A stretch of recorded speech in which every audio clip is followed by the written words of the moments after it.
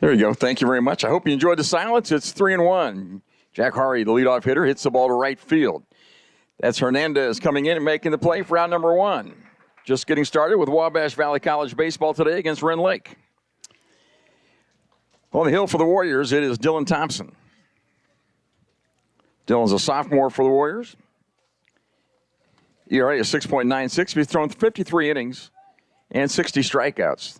Now batting is the center fielder, Drew Eisenberger. Originally, they had 2 left fielders, no center fielder, but this guy's going to play center. Takes a pitch inside. Mark Richardson alongside Ryan Sanders. How you doing, Ryan? I'm good. You? Yeah, good. I can hear you now. Beautiful day. Another beautiful day for baseball, which means it's not raining. We've had a lot of that. There's a pitch taken. Evens the count 1-1. These two teams played yesterday and split a doubleheader. Warriors were tied, I think, 4-4, 5-5, something like that, going into the 8th and lost 9-5, I believe it was. The Warriors, I'm talking about Wabash Valley. Both teams are the Warriors. Both teams wear red and black. Wabash Valley in the white today, and Rend Lake wearing the road black. The pitch skips back to the screen. And it evens the count 2-2.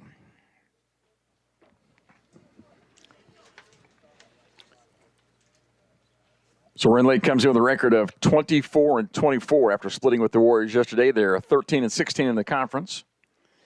Warriors are 18-11 in conference. Swing and a miss. Got him. Strike 3. Second out of the inning. Playing a big tournament next week. We play on Wednesday. That's the first day of the tournament. And it looks right now as if the Warriors will be the 4 seed and play down at Johnny Logan and take on Frontier in the first game. Logan got beat yesterday 2 games in a row by Southwestern. 2 low-scoring games, 4-2 and 5-2, I think the scores were. Strike 1 to Kirby Thomas, the hitter. 200 hitter on the season for Rend Lake. He's the designated hitter. And that's ball popped on the right side out of play. 0-2. So a nice start for Dylan Thompson so far. Come out throwing strikes.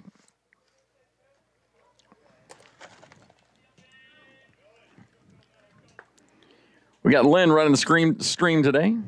Thank you, Lynn. Pitch is outside. All right, Lynn, what's your last name? Kim? Yes, K-I-M. Oh, very good.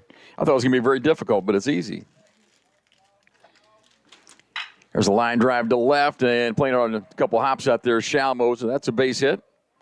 And that's the first of the game. Nice solid line drive to left. Brings up the number 4 hitter.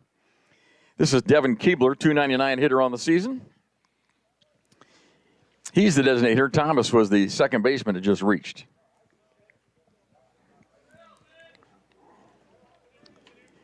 So 2 outs in the inning with a runner on base now. They'll go off the stretch for Dylan Thompson. And ball gets past the catcher off his mitt. It's a swinging strike for strike 1. And a pass ball advances the runner. Kind of wondering if he tipped that at all because Dubé kind of. That pitch was not that far out off the plate. Dubé normally would catch that. Normally the umpire can hear the foul tip. Hear a couple of contacts up there when it goes off the bat into the glove. 0-1 pitch, swing and a miss, 0-2. Good breaking ball that time from Thompson.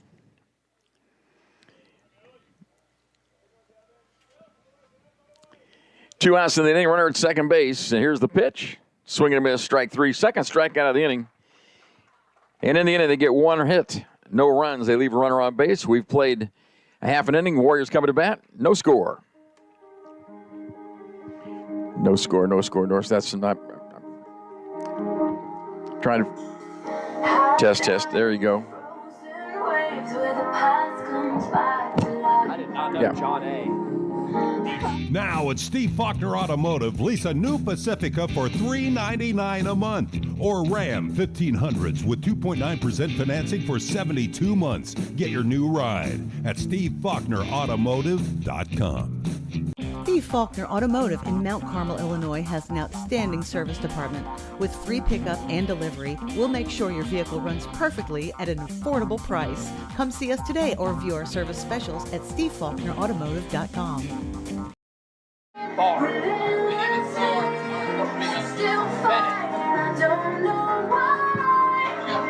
Good. I don't care. He's our best option.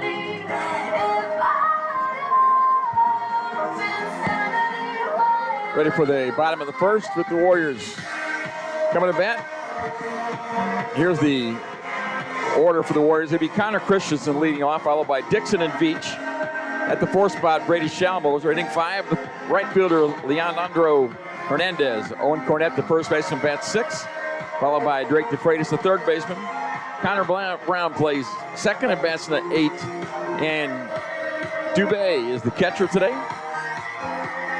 Dubé out of Canada. We'll see. Cameron is just getting a start behind the plate, batting number 9. Pitcher is Alex Calhoun.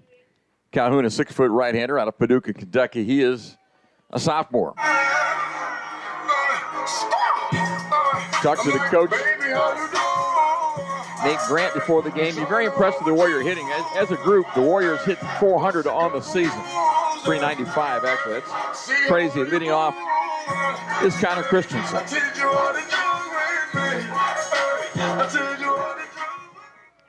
Warriors like to jump out early today. And the first pitch is high and away for ball 1. We're in the bottom of the first. You haven't missed much. Rend Lake got a base hit. Left that runner on base. A couple strikeouts inning for Thompson. That's ball 2, back to the screen. Well, I think Christensen may be very selective here on 2-0. Just try to get on base and set the table. It's the job as a leadoff hitter. Get on. Somewhere or another. Breaking pitch, stays up high. I thought it was going to break. It didn't break. It sailed up and in 3-0. Stayed up there.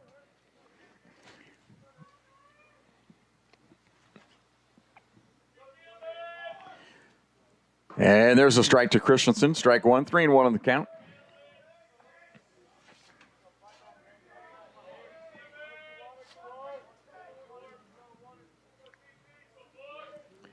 Alex Calhoun, the hurler for Rend Lake. Here's the pitch. Dribble off the right side. Nice pitch. And makes the count full, 3-2.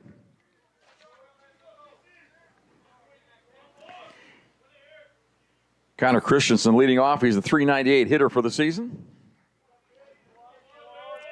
And he's a redshirt sophomore from Cincinnati, Ohio. And swings and misses at a nice breaking pitch for out number 1. Had him 3-0, came all the way back, got the strikeout.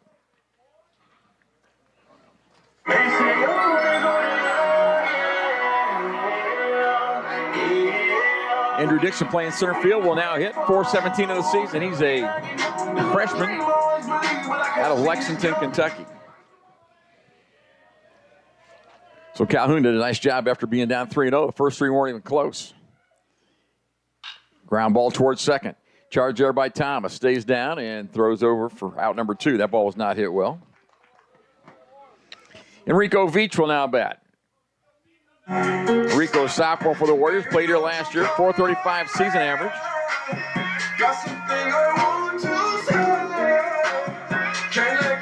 And Enrico has 13 home runs on the season.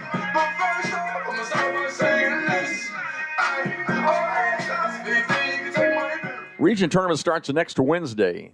2 sites for Region 24, one at Johnny Logan, one at Southwestern.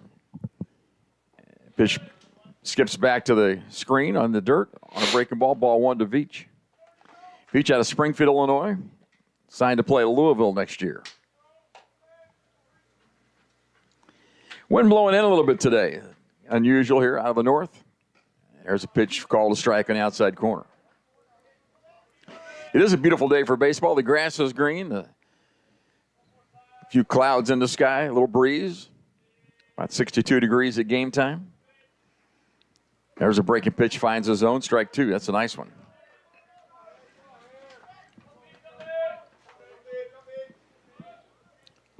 Seen a lot of curveballs out of this guy, just the third hitter he's faced. Alex Calhoun ahead in the count 1-2, brings it. Back up the middle. Shortstop to his left, dives. He gloves it but can't make a play, and that's an infield hit for Enrico Veach. Nice play by Jack Hari to his left, dove for the ball, kept it on the infield, but couldn't make a throw.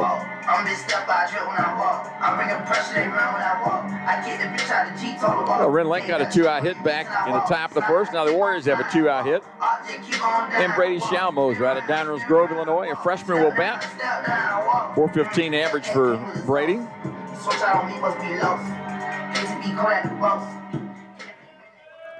And he has 15 home runs, so he's really come on strong in the power department. Decent lead at first by Veach. He's not going. Here's the pitch. Ground ball up the middle. That gets through. Veach will take the turn, head to third base. Coming up in the outfield is Eisenberg. He throws the shortstop, and the runners will go to the corners. So 2 base hits in a row up the middle. First Veach, and then Shalmoser brings up Leandro Hernandez. A little Latin flair on the music as the Miami, Florida native comes to the bat. Got a really lofty batting average. He's got a .461 batting average. And .513 on base percentage. So he's around there all the time. They'll try to get him out to retire the side.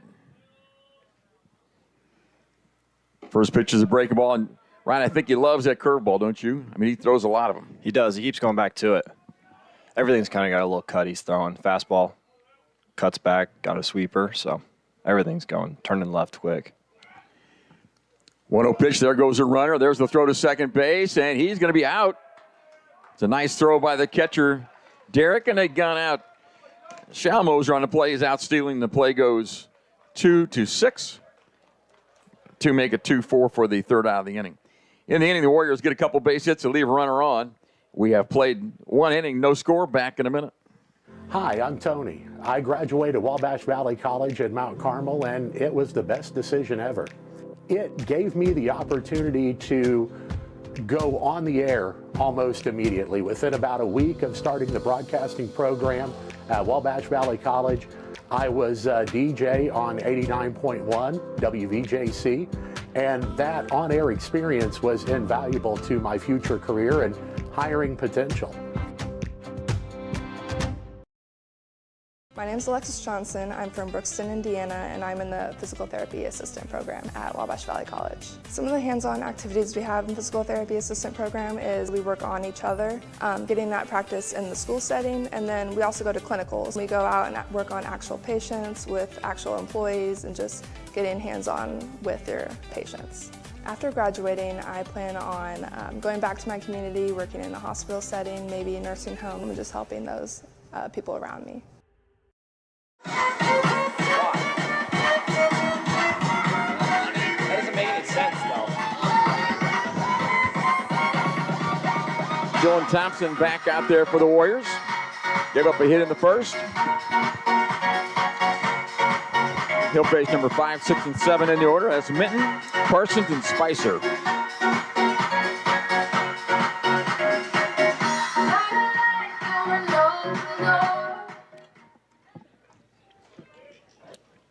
Now hitting is the right fielder Bryce Mighton, a lanky kid from Evansville. 6'2", 195.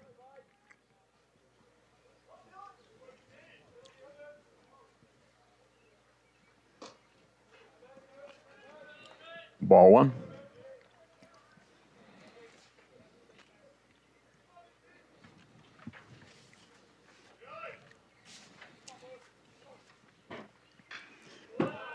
Good fastball, fouled back, 1-1.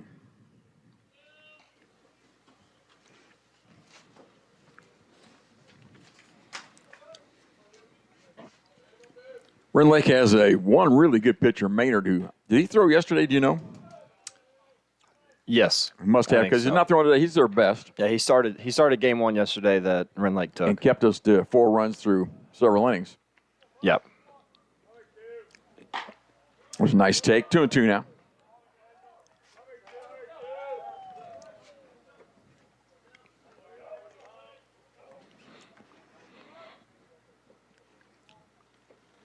Ooh, strike call.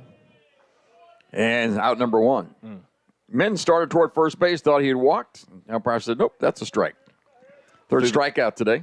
Threw the bat over there and everything. I thought it was out of the zone.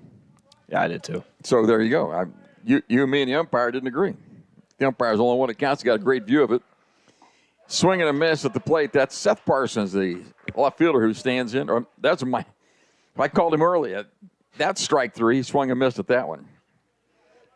Well, that's good because I had him striking out on the pitch before. Seth Parsons is the hitter. He's the left fielder. 304 season average for him.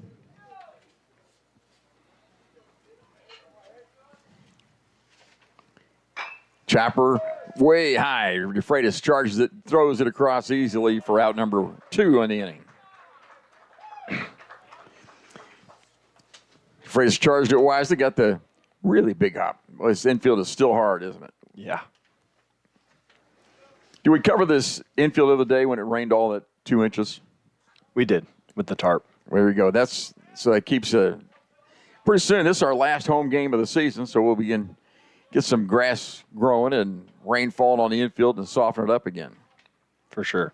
Caden Spicer, the hitter, takes a pitch, ball low.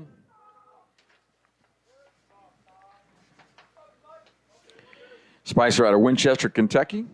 He's a sophomore. And another pitch. This was too high, 2-0.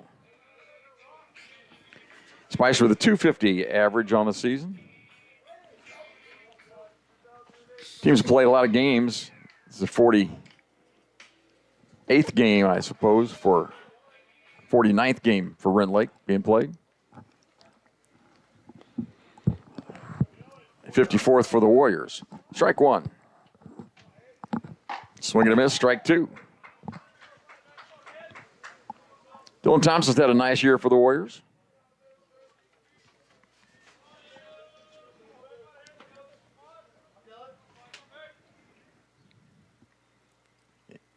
And there's a pitch in the dirt, and it counts full 3-2.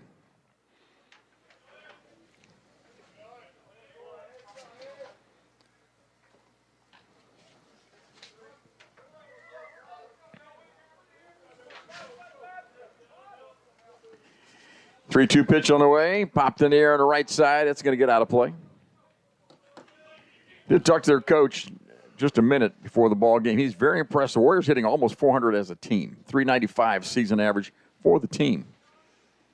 They have nobody hitting that high in the whole club for Rend Lake. Swing and a miss. Second strikeout of the inning. And the 4th of the day, and that finishes off Rend Lake here in the 2nd. We'll go to the bottom of the 2nd. No score. Back in a minute.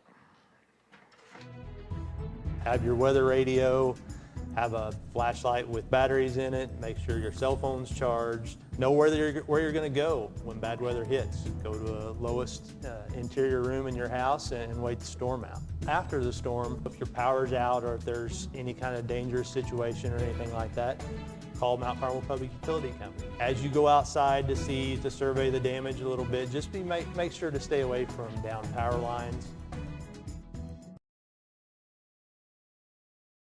I chose Wabash Valley College because I didn't really know what I wanted to do right after high school, and today I can say it was the best decision that I could have made.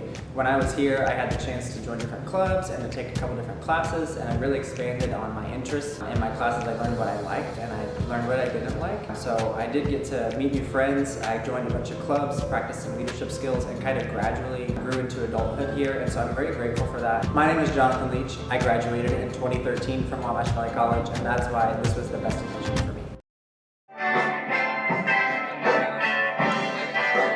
Warriors coming to bat here in the 2nd inning. It'll be Hernandez, Cornett, and DeFreitas. Hernandez was at the plate. We had runners at first and third. We ran, and Chalmoser was getting out of second base. Nice throw by the catcher. So Hernandez will get a fresh count and start it off here in the second.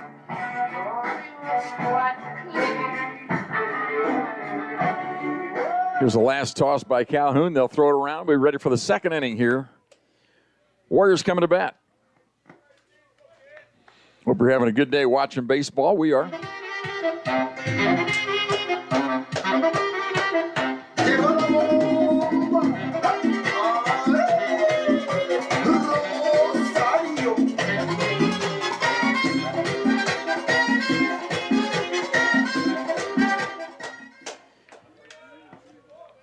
Hernandez at the plate. Right fielder for the Warriors today. Here's the pitch from Calhoun. Strike call, top of the zone. Good pitch. I don't think we told you much about this pitcher. We'll do that here.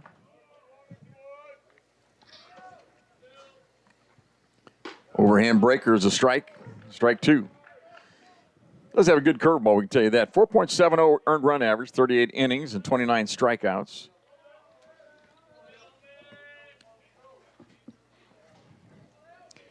Here's the 0-2 delivery. It stays high.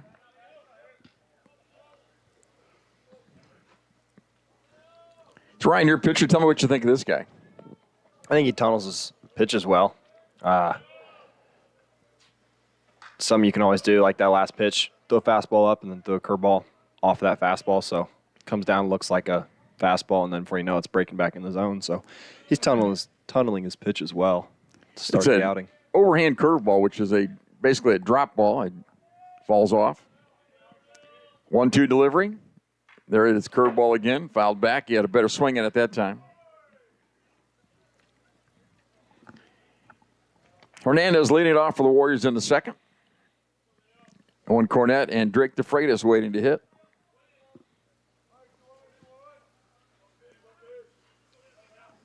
There's the 1-2 pitch. That's a curveball hit high in the air towards center field. Eisenberg goes back. He's got plenty of room and makes the catch for out number one. Makes a little difference which way the wind blows here. Today, kind of blowing in a little bit today. We've had some days where it's blown out and it's been like playing wiffle ball. Hitter's Owen Cornett, 350 average for the season for Cornett.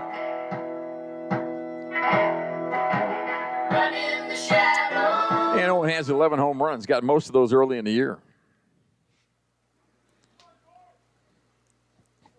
With one out, Calhoun faces another hitter, and this one's too high for ball one.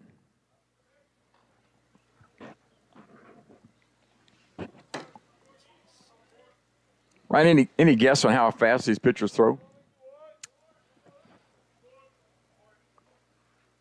I'm gonna say this dude's probably upper 80s, probably 87, 89.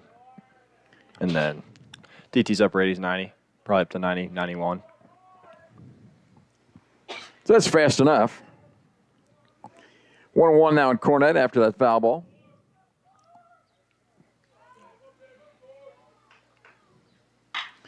There's a base hit, the third base hit of the day for the Warriors. Hit it to the left of the second baseman. He's on there with one out.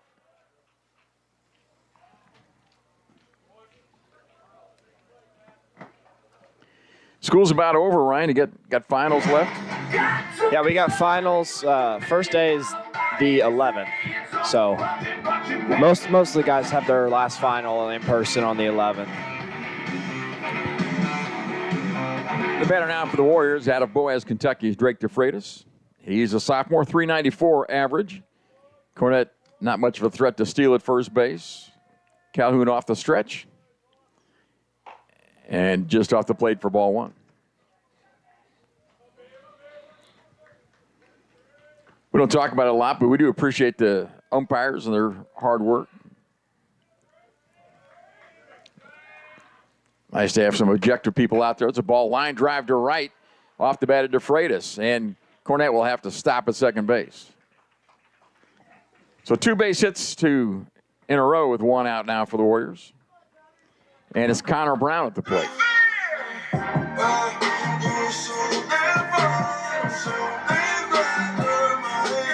Connor has a .383 batting average.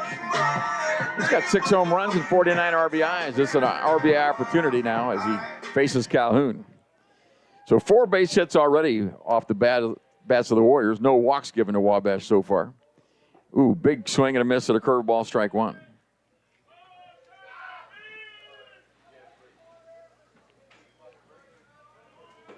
You know, the pitcher always has the advantage, Ryan.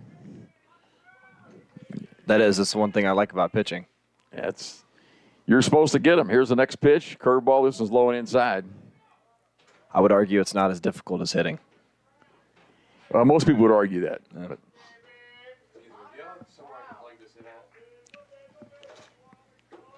Yeah. Yep. Here. There's a strike call. Hey, Watts. Ball and 2 strikes. Hey, we'll keep What's that up do we iPad. got Thank over you there? very much. A free iPad's given away today at the ballpark. 1 ball, 2 strikes on Connor Brown. Runners at first and second. Cornett at second. DeFreitas at first. Alex Calhoun, the pitcher. Ground ball to the second baseman. Thomas over to second for 1. They throw to first. He's going to be safe at first base. So Connor Brown reaches on the fielder's choice. DeFreitas is retired, 4-6 on the putout for the second out of the inning. Cornett reaches third. So runners at first and third, 2 out. We had this same thing last inning. The Warriors tried to steal and got cut down there. Cameron Dubé out of Canada will hit. .354 season average for Cameron. Doing the catching for the Warriors today. Pitch is outside, ball 1. We ran out last inning. What if we'll run again, you think? KB's pretty fast over there at first, so we'll see. You're not opposed anyway?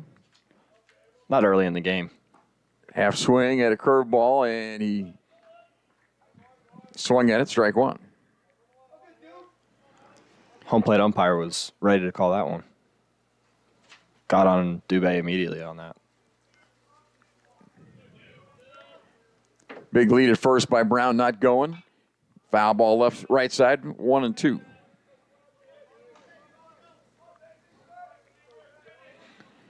Brown has 18 stolen bases and only been caught stealing 4 times this year. 1 and 2 on the hitter. Cornett leads from first, and Brown from first, Cornett from third. Here's the pitch. Runner doesn't go, and it's outside, counts even 2 and 2.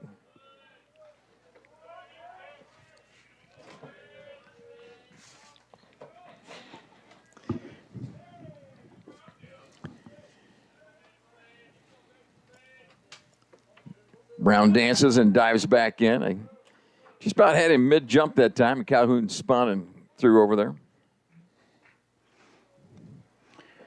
So Brown did a little dancing over there, trying to get the pitcher's attention. He got it that time. 2 and 2 on the hitter, 2 outs in the inning. Brown goes, enters a curveball smashed into right over the second baseman's head. That's a base hit. We'll see if they try to score Brown from all the way, and they do not. They hold him at the corner there. So a nice RBI, 2-out RBI base hit by Cameron Dubé. Slapped it over the second baseman's head. And the Warriors lead it 1-0. I'm like, baby, how you doing? I'm trying to go with you. So Brown reaches third base. And Dubé at first. He's not much of a threat over there. Does have 2 stolen bases. Hasn't been caught this year. Back to the top of the order. Connor Christensen struck out his first time up after being ahead in the count 3-0. Breaking pitch. Up and in. Ball 1. Well, Dubé kept his hands back and slapped that curveball to right field. That's what you're supposed to do, I think. Outside pitch just went with it. Fastball's too high. It's 2-0 now. Didn't swing too hard, but when you get a barrel on it, ball will fly. Just a nice controlled swing. Hit the ball the other way. And that's how the Warriors got on top. We've got 5 base hits in the first 2 innings against Calhoun. 2-0 delivery. That's a curveball for a strike.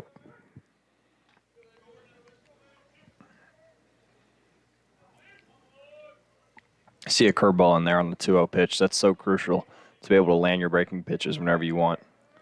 Get back in counts. He hasn't walked anybody yet. There's a fastball just off the plate. He hit the spot he wanted, but it's not a strike. So Christensen with an RBI opportunity with 2 outs. Or is that first and third? And ball 4 is too high. So there's the first walk we spoke too soon. Been given. Yeah, I've been trying to beg for a walk and finally got one. And that walk loads the bases. Got Brown at third, Dubé at second, and Christensen at first. And now the hitter is Andrew Dixon, who grounded out to second on the first pitch he saw first time up.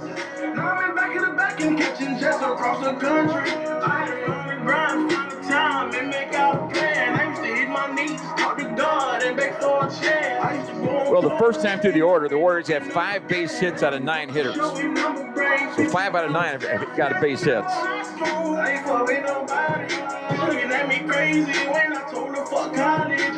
So they're seeing Calhoun pretty well. He's in a jam now with the bases loaded and 2 out.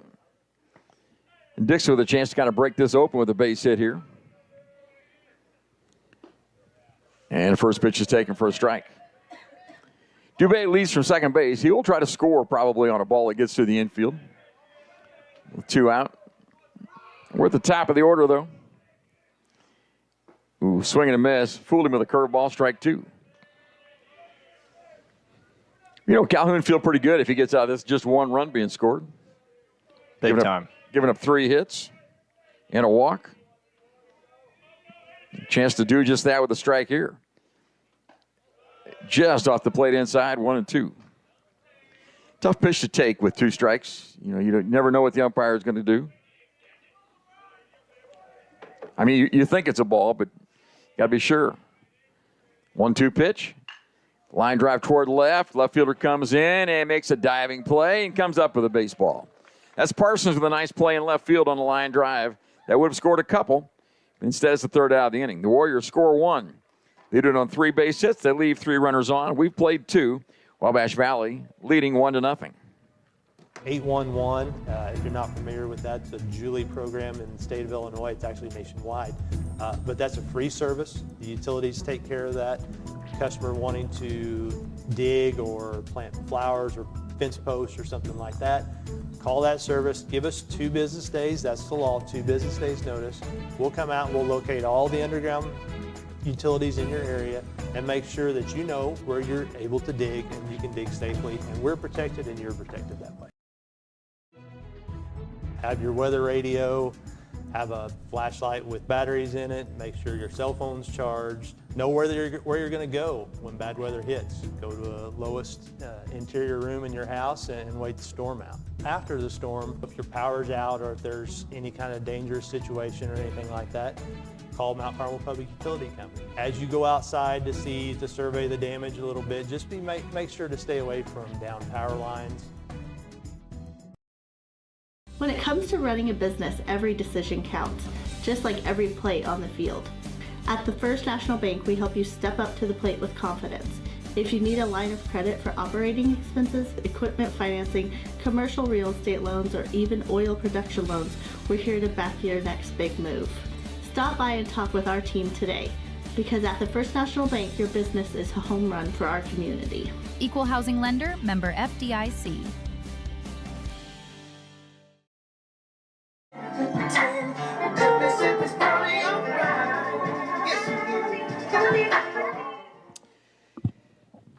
Number 8, 9, and 1 coming to bat for Rend Lake here in the 3rd inning. It'll be Gavin Powell, Joseph Derrick, and then Jack Hari, the leadoff hitter, will bat 3rd this inning. Powell's a freshman from Hopkinsville, Kentucky, right-handed batter, steps it against the lefty Dylan Thompson, who's cruised through the first couple innings and throws a strike on the outside corner. Thompson's given up 1 base hit and struck out 4 so far. That one's too high, 1-1.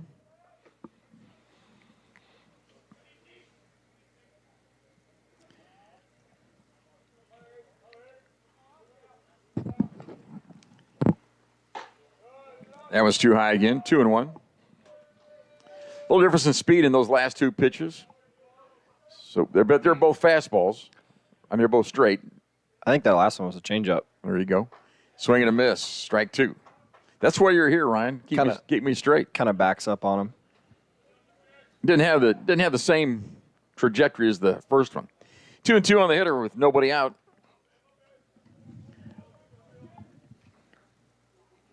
Thompson off the stretch.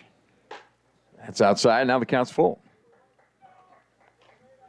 So when you miss high, mechanically, what's that about? Well, a lot of the times, it kind of depends. If you're missing like in and out, sometimes you can be falling off the ball and kind of comes out your hand wrong. And sometimes you can miss up on purpose. Powell just strikes out looking at a fastball from Thompson. So after being out working 3-2, he finally gets a strikeout. Now Joseph Derrick is the hitter. Derrick is the catcher, threw out a runner for the Warriors already. He's out of Nashville, Tennessee. 6'2" freshman. First pitch to him is too high. He is a .212 hitter, but sometimes you'll take that out of your catcher.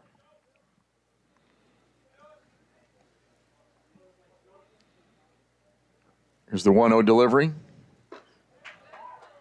Right, I'm a big Cardinal fan. I remember going to Cardinal game when Yadier Molina came up, and I told my kids Yadier means don't hit. Because the first couple of years, he did not hit much. 1-1 pitch, swing and a miss, strike 2. I'm a big Cardinal fan, but not the St. Louis Cardinals. Ooh, some other kind of Cardinals? The Louisville Cardinals. Arizona? Maybe not Arizona either. Louisville Cardinals. Yeah, they play a little basketball, a little football, and a little baseball. Little bit. Fouled back. Enrico Veach is going to go down there next year and play at Louisville. That should be fun.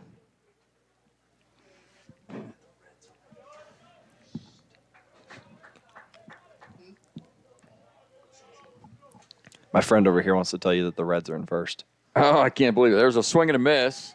That's the 6th strikeout in the first 3 innings. Okay, let's talk about the Cincinnati Reds. They're in first place in something? Yeah, first place in the division.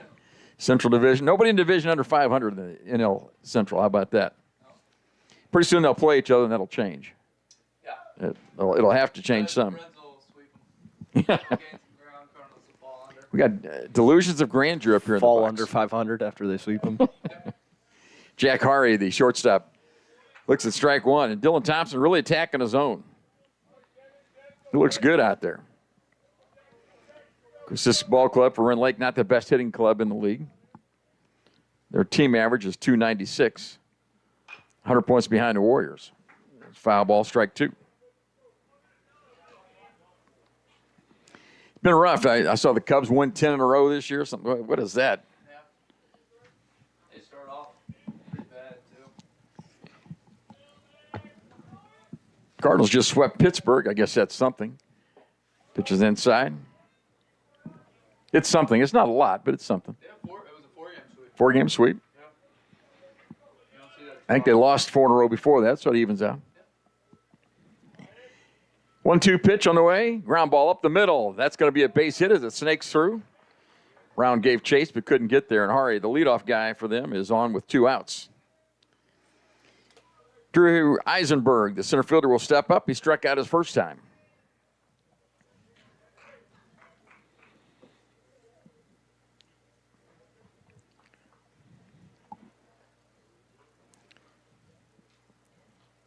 So 2 outs in the inning.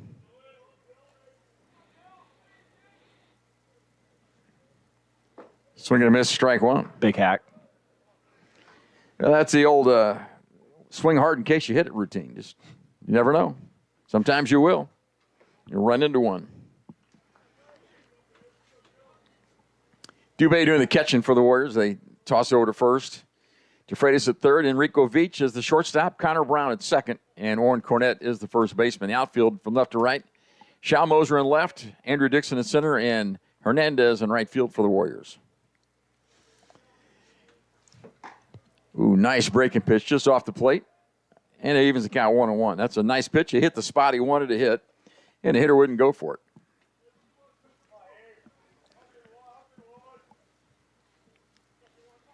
The 1-1 now on the number 2 hitter in the order, Eisenberg.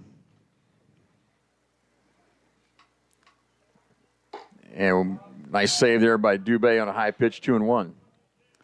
This batter kind of cocks a bat in a different fashion. Instead of holding it high, different angle as he gets ready for the pitch to come to him. Down at the ground almost. 2-1 delivery, outside 3-1. And I guess it makes no difference where you hold the bat until the ball's on the way there, and then you got to get it in the hitting position and swing through the ball. 3-1 on the hitter with 2 outs, runner at first. Top of the 3rd inning. Up and in. That's the first walk of the day issued by the Warrior pitcher. To go along with 6 strikeouts, and now that puts runners at first and second. So Hari reaches second on the walk, and Eisenberg goes to first. Now we're down to the number 3 hitter, so opportunity for Rend Lake to do some damage. They're only down 1-0. And Kelby Thomas at the plate had a base hit his last time and swings and misses at strike 1.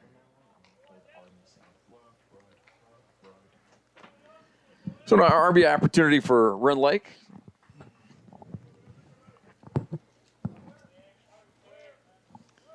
Thompson off the stretch. A nice pitch that bled back into the strike zone. Strike 2. All right, what do you think with the pitcher, Ryan? What's he going to throw here on 0-2?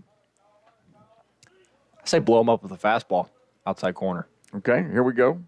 Dubé sets up out there. Here's the ball. It is a fastball outside corner. Pretty close, too. Good call, Ryan. Thomas could do nothing with it. He made no attempt, and that pitch is close. That was a good pitch. Change up outside. Sure. Ball and 2 strikes. Ground ball up the middle, and, hey, nice play there. Veach throws to first, and he's too late at first base. That's a great play by Veach to save that, though. It saves a run or an infield hit by Kelby Thomas. I think Veach had to play at second there, too. Went across the diamond to first, though. Yeah, I'm not exactly sure of the thought process there. Connor Brown was covering second. He went to first base, and Thomas got down the line in a hurry. Well, base is loaded now, and it's Devin Keebler, who struck out his first time. The Warriors in a jam. But there are 2 outs in the inning. Just get something here. There's a fastball outside, ball 1. Struck out the first 2 of the inning, then he a base hit, a walk, and another base hit. The base hits have not been smashed, just getting through. There's a curveball that finds a zone, 1-1.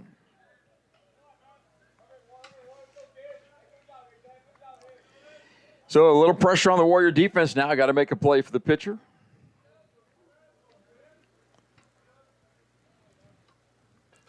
Thompson's next delivery is right on the inside pad of the batter's box at 2-1, evident. I thought it was there. I thought that was there, but maybe not. 2 balls and a strike.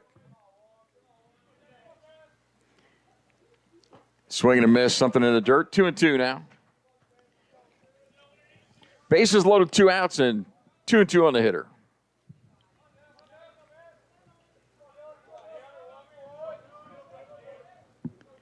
Two pitch.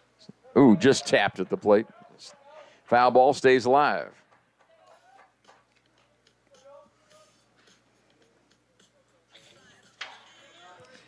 Wabash Valley will finish 4th in the conference race.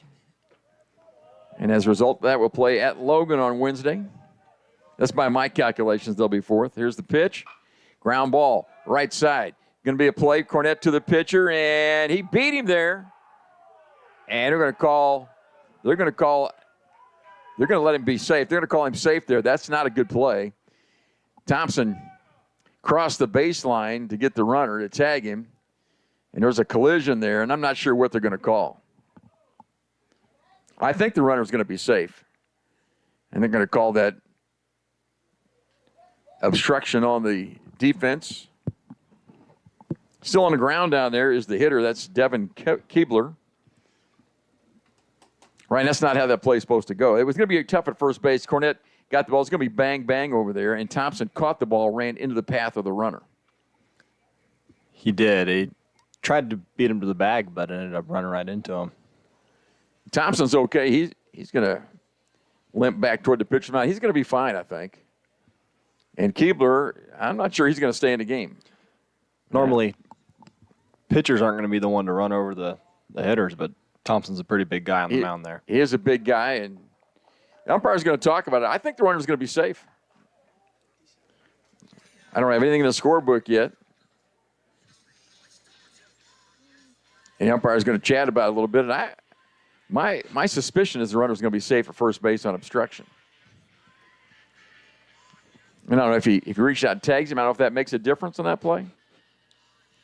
We don't have a lot of collisions in baseball anymore. There was one on that play, and umpires are chatting it over. It was bases loaded and 2 outs, a little high hopper to Cornette at first base. Shoveled the ball over to Thompson, and Thompson ran in the path of the base runner. Now they're going to go talk to the coaches about it. Aaron Biddle's out there. You're going to hear this, and Biddle's saying he tagged him. It's got to be an out, and that's not what they're going to call. They're going to call him safe at first base on obstruction. Jeopardy, Watts. So there's obstruction on the Warriors, and that's an RBI for Keebler. The run scores, and the bases are still loaded with 2 outs. Stayed out there, too, at first. Yeah, I thought he was going to come off, but he's still there. So we're tied 1-1, bases loaded, 2 outs, and the hitter is Bryce Minton. That's an unusual play, and I think the umpires, I think they may have gotten it right. There's a ball up the middle. That'll score 1, and then here comes another one. And Rend Lake leads 3-1. Bobbled in the outfield. Now he throws to second, and he's going to be in there. So that's a 2 RBI base hit by Minton. 2 runners score on the play. The other runners move up to second and third on the air. Ball was bobbled in the outfield. And Biddle's walking out. Got some words for the umpire here. Yeah, and he's going to go chase the umpire. The umpire's not going to have much of this, I don't think. You know, been kind of a rough year. I wouldn't surprise to see Biddle get chased here in the last home game. Sometimes the manager gets chased because of accumulation of things that have happened over the last several weeks. If Biddle got a good enough explanation, he's going back. Would he have to miss the next game? He would have to miss the next game. So that's why he's not getting chased right here. And I'm not an umpire anymore. A long time ago since I did that. But I think they may have gotten that play right at first base. I'm sure these 2 umpires think they did. Seth Parsons, the hitter, with 2 on and 3 runs in. It's 3-1 in favor of Rend Lake, and there's a strike call. I think it would have been different if Thompson would have initiated a glove tap instead of with his body, even though he had the ball in his hand. I agree completely. 1-0 pitch or 0-1 pitch, swung in a pitch in the dirt, 0-2. It's been a tough inning for Dylan Thompson. 2 strikeouts and a base hit, a walk, a base hit, an obstruction play, another base hit. So they've taken advantage. There's a line drive toward right. Hernandez is there for the final out of the inning. In the inning, they score 3 times. And at the end of 2.5, it is 3-1 in favor of Rend Lake. Back here in just a minute. Baseball season is all about preparation, teamwork, and making the right call at the right time. It's the same for your business. At the First National Bank, we give you the advantage with business loans tailored to your needs. These include lines of credit, equipment loans, commercial real estate financing, and oil production loans. Visit any of our locations to learn more. Because when your business wins, our whole community wins. Equal housing lender, member FDIC. Are you living with chronic conditions or finding it hard to manage your health at home? If you're 18 or older, have a primary care provider through Wabash General Hospital, and live in Wabash, Edwards, White, or Lawrence County, our community paramedics can help. Get support in the comfort of your home, including follow-up care, home safety and medication education, vital sign checks, disease management support, and resource connections. Our certified paramedics will work with your doctor to provide non-emergent care to keep you healthy at home. Ask your WGH primary care provider for a referral to community paramedicine.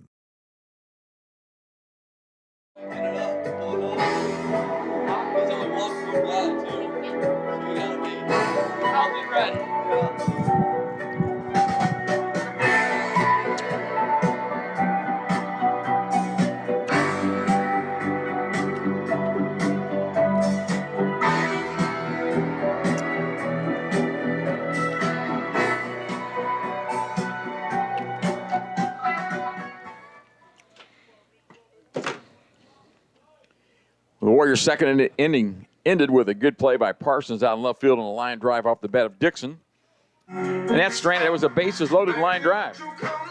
That's how that inning ended. So we have Veach, Schalmoser, and Hernandez here in the third. Warriors got one in the second. RBI base hit by Dubé, and Rend answers with 3. And the first pitch to Veach is too high for ball 1. Big play in the third inning was that obstruction call. Bases loaded, 2 out. Let a run in. The next guy got a 2 RBI base hit. Chopper to third base. Powell has it. Throws across. Out number 1.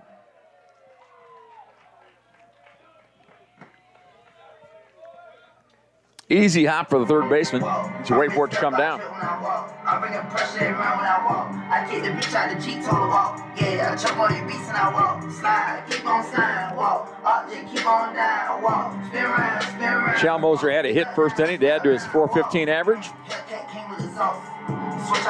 He was thrown out stealing to end that first inning. Playing 9 innings today here at home. Beautiful day.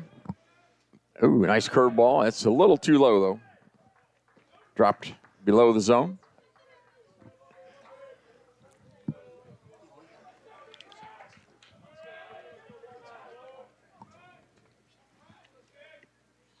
Fouled off. 1-1. I'm not going to do it that long. Enjoyed Wabash baseball this year.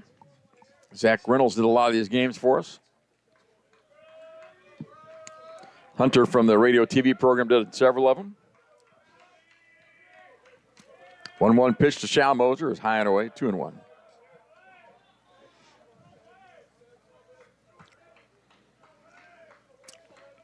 Ryan Sanders, this is your second game. You're getting used to this. I am getting used to this. Unfortunately, it's the last one. Yeah. Outside 3-1. Well, if you're a baseball guy, a baseball fan, or a player, it's not that hard to talk about it. No, it's not at all. Kind of keeps me involved, watching every pitch. 3-1 delivery on the way to Schalmoser was outside, and Warriors have a runner now.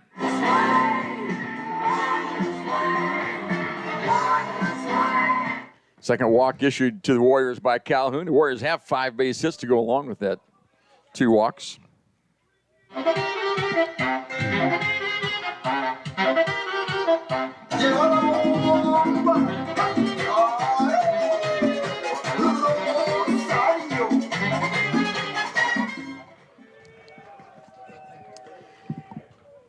So Schalmoser leads from first. Hernandez at the plate for the Warriors. And the first pitch to him is a swing and a miss. Hernandez was at the plate in the first when Schalmoser was caught stealing for the final out. Lit off the second with a fly ball to center field. Again, the wind blowing in today.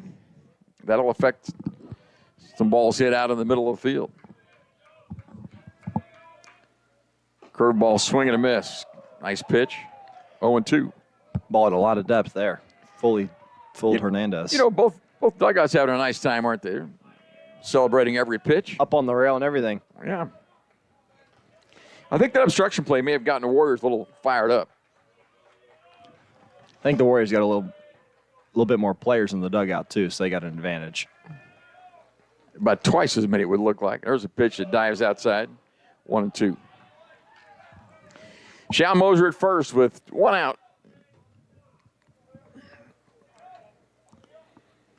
And Owen Cornett waits to hit next.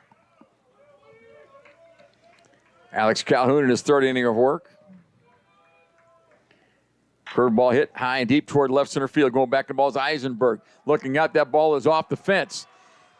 Rounding third to Schalmoser. Here you will stop there. They hold him up. The ball gets loose, and you have to stay right there. So a double off the bat of Hernandez. And it's second and third now for the Warriors with just 1 out.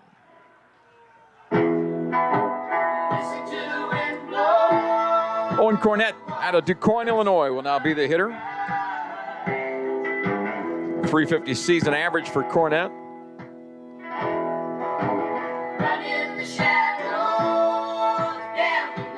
Yeah, his 11 home runs and 36 RBIs and a chance to do some damage here. How about this? Rend Lake bringing the infield in here in the third inning with runners at second and third. They're going to try to cut down the runner Schalmoser if he goes. Pitch off the plate, ball one. I don't think Cornett's likely to hit a ground ball anyway. Gets the ball up in the air a lot. And they're playing him on the grass all the way around the infield, so a lot of hitting room here. Base hit would score 2 and tie the ball game. There's a ground ball. Foul down the right side. 1-1 now. A lot of hooping and hollering out here today. Both teams living it up. Why not? Good to play a little baseball on a Friday afternoon. 1-1 pitch. In the air, left side. Parsons in shallow left field, very shallow. And Schalmoser comes. He's going to come all the way to the plate. They're going to cut the throw, and he's in there. Sacrifice fly by Cornett. Well, that's all Schalmoser on that play. I mean, he got the break, and he took off on the sacrifice fly is good for out number 2. Complete hustle play there. That ball was not deep at all in left field. I didn't think they'd send him, but gets a call down there by Biddle, and the Warriors cut the lead to 3-2. They cut the throw, so Hernandez at the second base, and now DeFreitas can drive him in and tie this ball game. 2 outs in the inning. Bottom of the third, 3-2 in favor of Rend Lake. Curveball, he started the bat. He asked the umpire. He's looking the other way and it called a strike. How about that? Asked the base umpire. So DeFreitas got too much of a swing that time. Here's the 0-1 pitch. Ground ball to third base. Charged there by Powell. He'll gun it across for the third out of the inning. In the inning, the Warriors score a run. They get one back. They had a walk and a base hit. They leave a runner on base. We've played 3 complete. Rend Lake leads 3-2.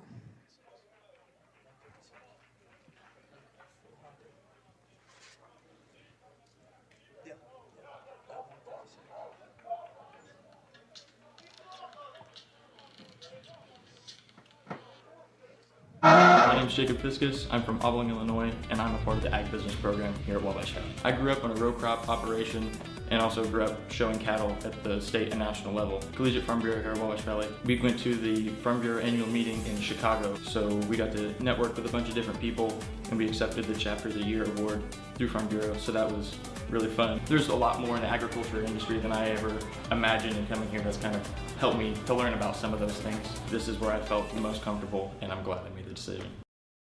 My name is Alexis Johnson. I'm from Brookston, Indiana, and I'm in the Physical Therapy Assistant Program at Wabash Valley College. Some of the hands-on activities we have in Physical Therapy Assistant Program is we work on each other, getting that practice in the school setting, and then we also go to clinicals. We go out and work on actual patients with actual employees and just getting hands-on with your patients. After graduating, I plan on going back to my community, working in a hospital setting, maybe a nursing home, and just helping those people around me.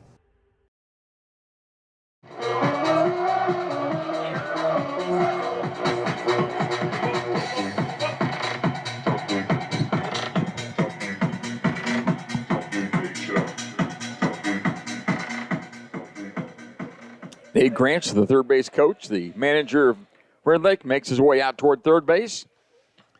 Ball's been tossed around, ready for the top of the fourth inning, number 7, 8, and 9 in the order for Rend Lake. All 3 of these guys struck out their first at bat. Starting with Caden Spicer, the first baseman. He'll step in.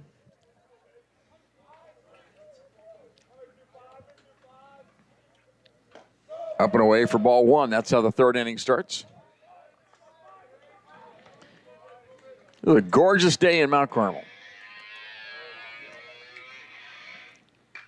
Fouled off, 1-1. Rend Lake's just about 80 miles from here, maybe 85. It's 10 miles south of Mount Vernon. Strike 2. So 1-2 on the guy leading off the fourth inning. That's Caden Spicer. Ground ball towards second. Charged by Connor Brown. Big hop over first. 1 out.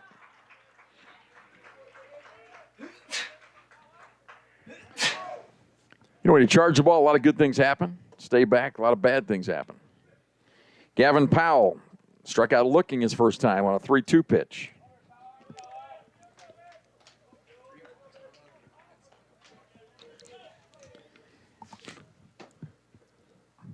Swing and a miss. Outfield is straight away and shallow for this 288 hitter.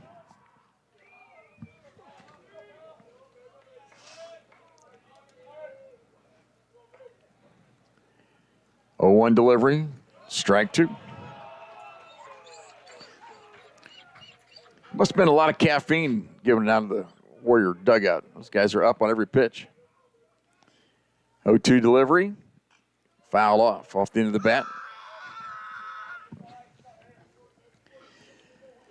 So the region turns out there are 2 4-team tournaments that start on Wednesday. One will be at Southwestern, one at Logan. Logan will be the top seed. Swing and a miss. That's strike 3. Second out of the inning. And that's the 7th strikeout today.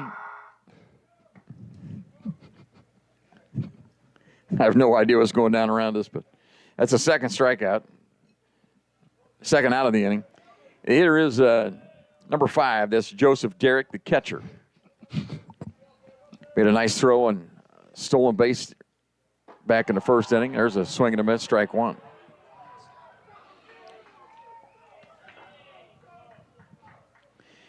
Baseball's a long game for all that kind of excitement on every pitch, isn't it? In the dirt, 1-1. So the way it goes down at Logan, you'll have teams 1, that's Logan, 4 and 5, that's Wabash and Frontier, along with the 8th place team. That could be, not really sure who that would be. First game, it'll be Logan and the 8 team. Then Wabash and Frontier will play, and the winners will play, and then the losers will play. And it's a double elimination tournament starting on Wednesday. At Southwestern, they're the 2 seed. They'll play with the 3 seed Lakeland.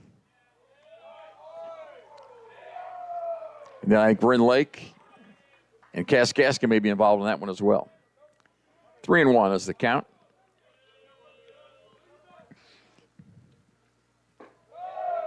Too low, ball 4. That pitch was close.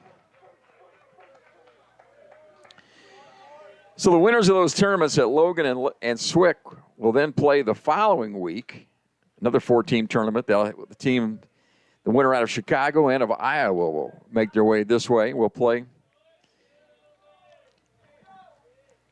And the winner of that 4-team tournament goes to the Nationals in Grand Junction, Colorado.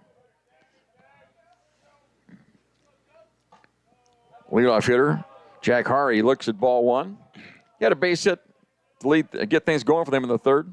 Who would host the winner of the 4 sides, like the Swick side and the John A side? Whoever's left, whoever the highest seed left, it's either Logan or Swick, whichever has a higher seed. Whoever's still in it. Mm-hmm. So if Logan and Swick win their tournaments, it'd be at Logan.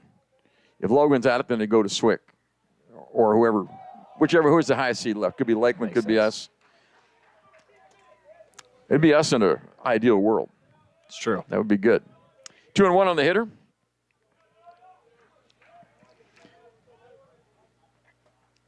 Ooh, that's a strike. Nice pitch. 2-2 now. 2 outs. Joseph Derrick, the catcher, leading off from first base. Dylan Thompson's given up 3 hits today, but 3 runs in a rough 3rd inning. There's a ball hit high and deep toward right field. Hernandez back on it and makes the running catch. Nicely played by Leandro Hernandez in right for the final out of the inning. In the inning, they get no runs, no hits, no errors, 1 left on base. Going to the bottom of the 4th, Warriors trailing Rend Lake 3-2. Spring is a great time for Jeeps. Lease a Jeep Grand Cherokee L for only $539 a month, or a 2026 Jeep Wrangler. Lease for only $330 a month. Fresh pricing is waiting for you at SteveFaulknerAutomotive.com. New season, new ride. Steve Faulkner Automotive has F-150s with 3.9% financing for 84 months. Or lease a new Maverick for as low as $388 a month. Go to SteveFaulknerAutomotive.com.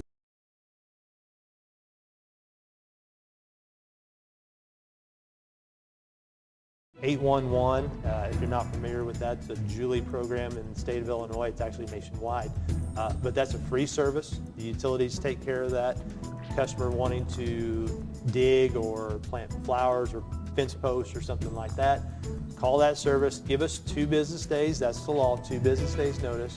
We'll come out and we'll locate all the underground utilities in your area and make sure that you know where you're able to dig and you can dig safely, and we're protected and you're protected that way.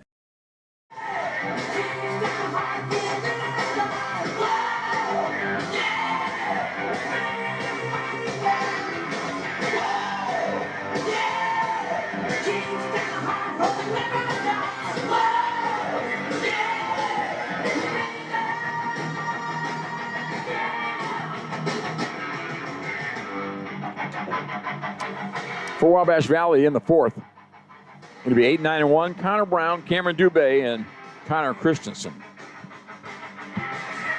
Alex Calhoun in his 4th inning of work for Rend Lake, giving up 6 base hits and a walk, 2 walks actually. But he stranded 5 runners and has the 3-2 lead.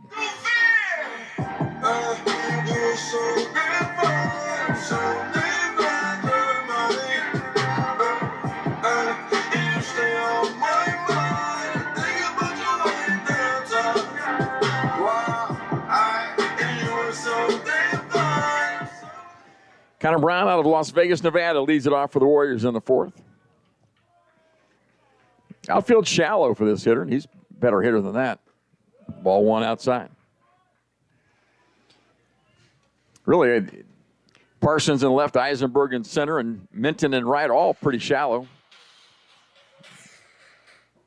There's a ball sprayed off to the left side. Minton charges in left field. He'll come up with it, and he'll hold Brown to a leadoff base hit. Nice hit. The outside pitch just laced over the third baseman's head. Tell me how they got that pretty little face on that pretty little frame, girl. But let me show you around when you take it out and you can have some fun, girl. Cameron Dubé out of Ontario will now bat. He's 1 for 1 with an RBI base hit. Back in the 2nd inning. Are they going to bunt here, Ryan? What do you think? Down by a run? I don't think so. I think he's going to let Dubé swing it. And pitches low and away, ball 1 on a curveball.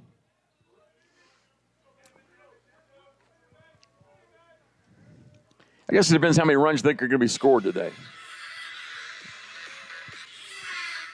Runner doesn't go, and a pitch is taken for a strike, 1-1.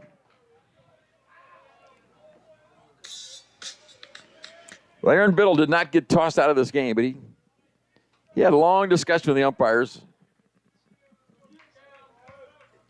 1-1 pitch to Dubé, outside, 2-1. I don't think the problem was the discussion over the obstruction. It was after the next base hit when he went back out to talk to him again. At that point, you're kind of pressing your luck a little bit because there's not much to talk about. I mean, that call fully decides the next play there.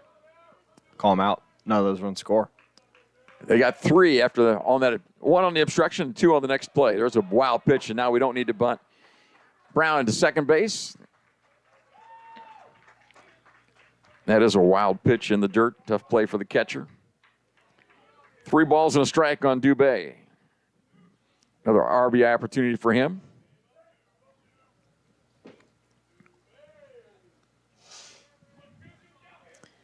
Hit a line drive to right his last time up for an RBI.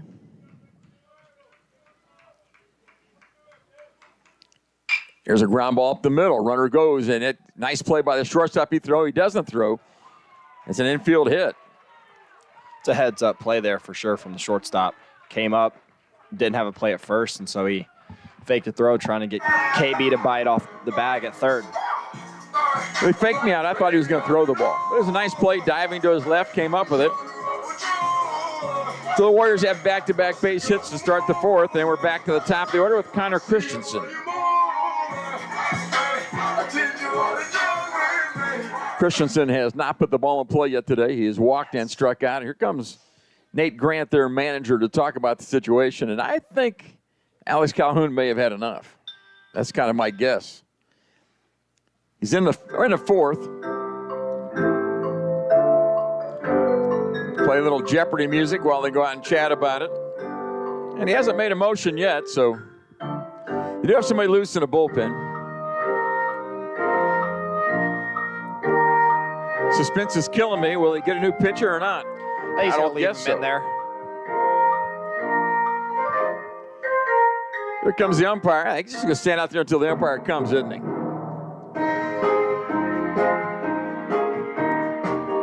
Umpire gets in there, and that counts as a visit, he says, and pitcher stays in. There's your official visit. Connor Christensen will now bat with 2 on and nobody out here in the 4th. Tying run at third base for the Warriors. That's Connor Brown. He reached on a hit. So did Dubé, who's at first. First and third earlier, we tried to run and got thrown out at second. So their catcher's got pretty decent arm. Popped up in the air on the right side and over the fence out of play for strike 1.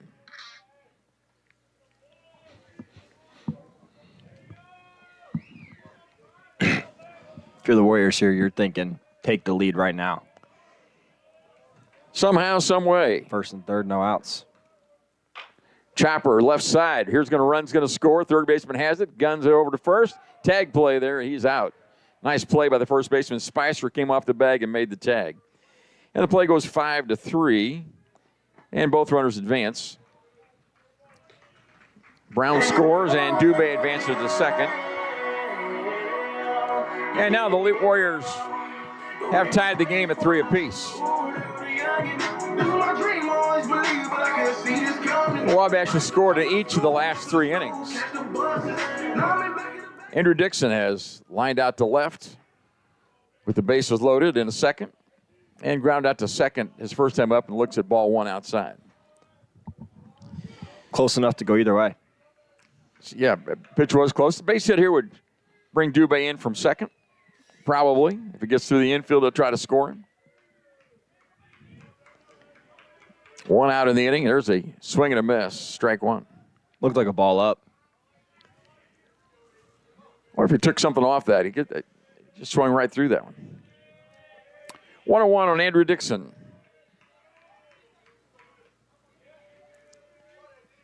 Calhoun off the stretch, takes his time, and throws it up and away, 2-1.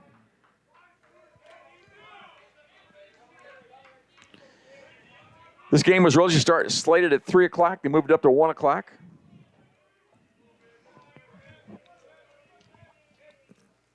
Oh, that hit him.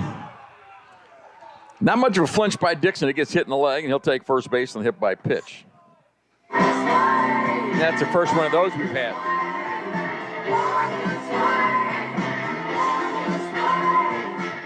The Warriors have Dubé at second, Christensen at first, and the hitter make a Dixon at first.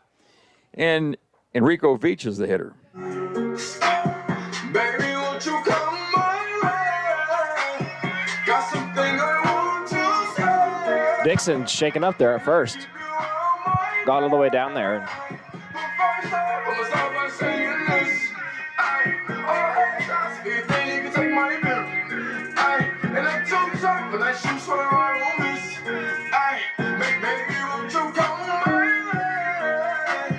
You know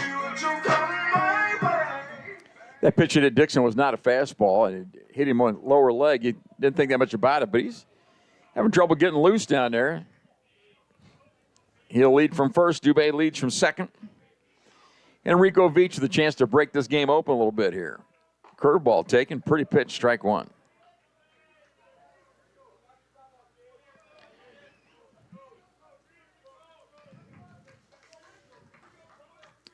Go ahead and run at second base now with 1 out. Another curveball. That one's too low and outside. Counts even 1-1. Couple base hits in the inning along with a ground out and a hit by pitch. Warriors have scored and tied it at 3. That curveball stays high. Looked like he may have crossed up his catcher there. Better to cross it by throwing the curve rather than the fastball when they're expecting curve. That's true. Otherwise, you can get the catcher hurt sometimes. Or the umpire. You think something's going to break. That's even worse. Goes right off the face mask of the umpire. 2-1 on Veach. Another breaking pitch in the dirt. 3-1. That's 4 breaking pitches in a row to Enrico Veach. So if you're the hitter, are you thinking fastball this time? Absolutely. Fastball and adjust. I guess that's about every time, isn't it? Here's the 3-1 delivery. And that's ball 4. So the bases are loaded. Dubé had a hit. Dixon got hit by a pitch, and Veach walks. So it's Brady Shalmos. You like this? You got the bases loaded, your 4-hitter up with just 1 out.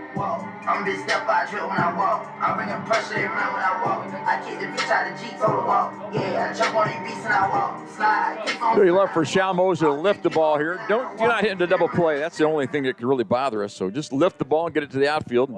We scored on their left fielder earlier on a shallow fly ball. There's a ball popped up left side out of play, strike 1.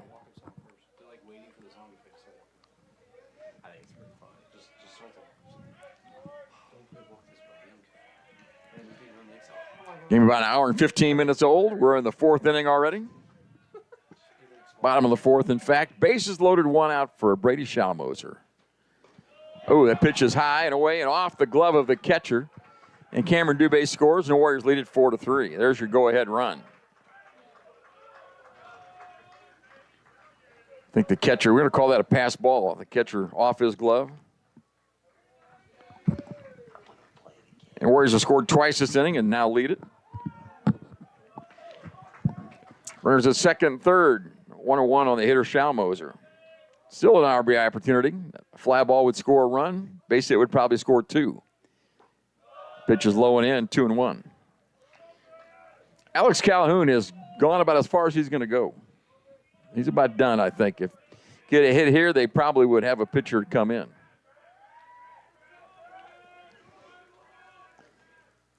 Ground ball right side is foul. Calhoun has never really thrown a pitch that the Warriors have hit hard. Nothing up in his zone that they've really turned on and powered. So he's kind of danced out of trouble. Infield in again for Rend Lake now with 1 out. Here's the pitch to Shalmoser. Ground ball, a high hopper to first base. That'll score a run. He steps on the bag, and that's another RBI. 3 unassisted on the RBI. In the second out of the inning, and Dixon scores, and Veach moves up to third base.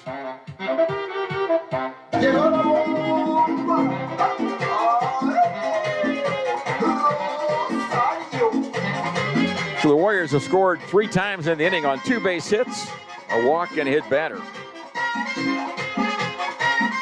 Leandro Hernandez, double last time.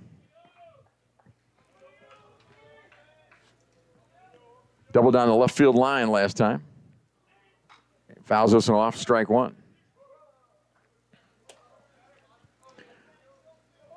5-3 Wabash Valley. We've scored 3 this inning. Yeah, the Rend Lake dugout a little quieter than it was earlier.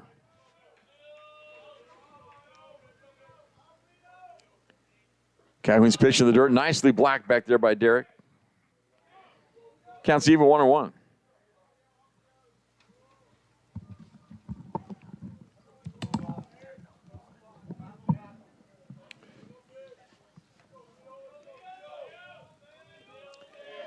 Two outs in the inning, runner at third. Hernandez a chance to drive him in here. Ground ball towards second. Oh, big hop for Thomas, and he throws him out for the final out of the inning. That would have been a lot better play if that ball would have stayed down, but it bounced up for him. Warriors score 3 times in the inning and lead it 5-3 as we go to the top of the 5th. Back in a minute. When it comes to running a business, every decision counts, just like every play on the field. At the First National Bank, we help you step up to the plate with confidence.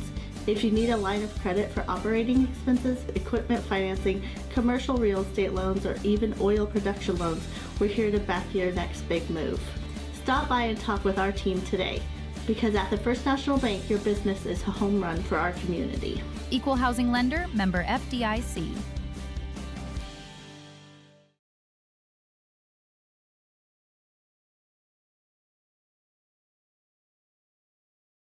I chose Wabash Valley College because I didn't really know what I wanted to do right after high school, and today I can say it was the best decision that I could have made. When I was here, I had the chance to join different clubs and to take a couple different classes, and I really expanded on my interests. In my classes, I learned what I liked and I learned what I didn't like. So I did get to meet new friends. I joined a bunch of clubs, practiced some leadership skills, and kind of gradually grew into adulthood here, and so I'm very grateful for that. My name is Jonathan Leach. I graduated in 2013 from Wabash Valley College, and that's why this was the best decision for me.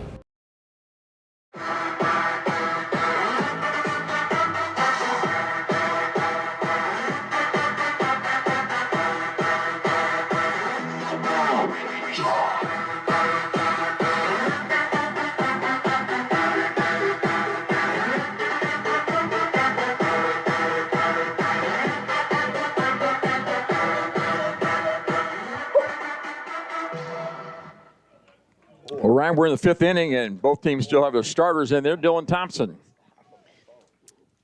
working for the Warriors. He'll face 2, 3, and 4 in the order: Eisenberg, Thomas, and Keebler. Eisenberg looks at the first pitch off the plate for ball one. He's walked and struck out so far. Thompson has 7 strikeouts through 4 innings. There's a strike call.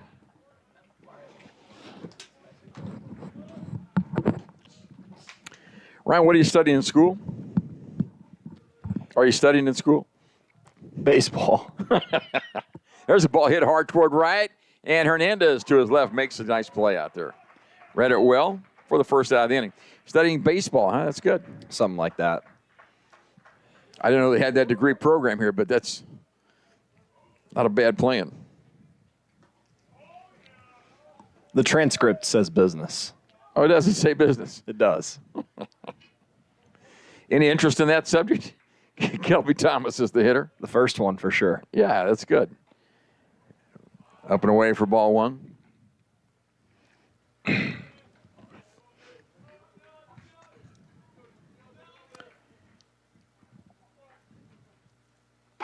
Ball two. So you've had a good year academically, you're telling me? Yeah. Yeah. You know, get the grades. Been to a lot of classes? I have. I do go to class. There you go. 2 and 1. I always tell kids to go to college, and I see a bunch of them. If you go to bed at night and get up in the morning and go to class, college isn't very hard. If you can't go to bed at night, it's hard to get up and go to class, and then college gets pretty tough. Ground ball, DeFreitas to his left. To Hopper, he throws him out for the second out of the inning. Stay tuned for more philosophical advantages. I got all kinds of stuff coming for you. Now the number 4 hitter is Devin Keebler. This is the guy who hit the chopper to Cornette at first base. He fed Thompson. Thompson, rather than go in the bag, got in the baseline and collided with the runner. They called obstruction. That led to their 3-run inning. If we had gotten that out, they wouldn't have scored any. Ball one in the dirt.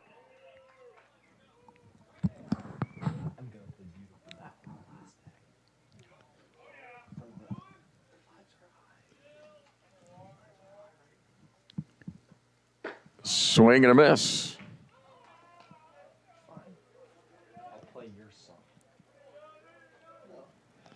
First 2 retired here in the 5th. And here's the pitch to Keebler. That is off the plate. It's 1-2.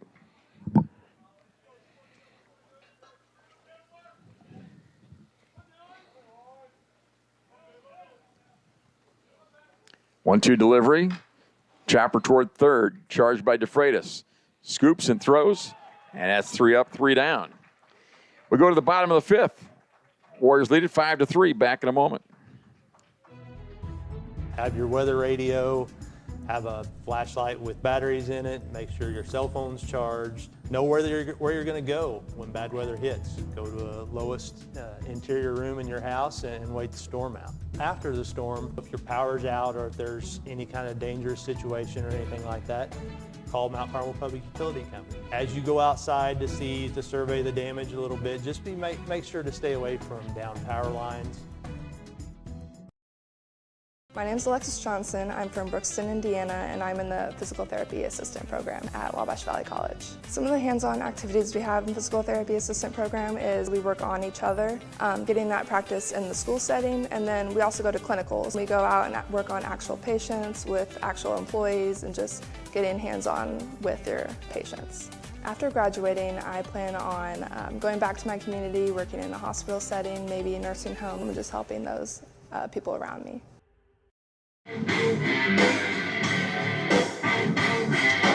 Hey, I'm your light.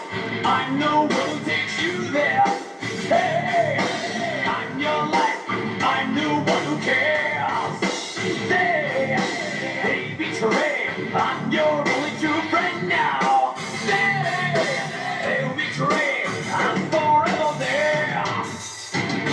I'm your dream, make you real. I'm your eyes when you are still. I'm your pain when you can't feel.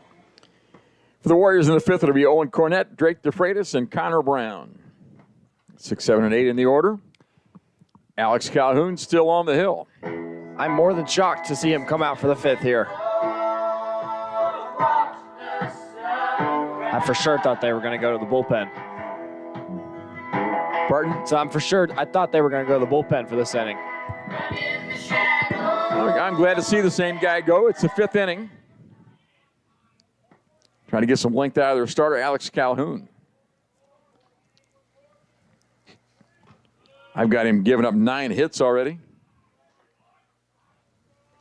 Something like that, at least my book. 8 hits according to my book. Now I look at it. Ball 1. Cornett had a sacrifice fly last time and looks at a pitch just off the plate for ball 2. So Cornett has a base hit and a sacrifice fly on his afternoon.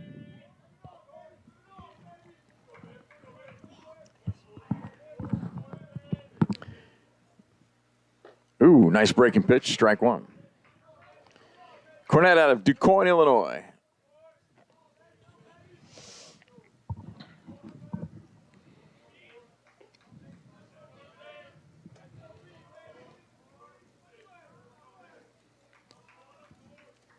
Two-one pitch to Cornett, popped up and out of play, foul. Ryan, you're about 2.5 hours from home, I guess, something like that. About 2.5. Yeah. Not too far. Good distance.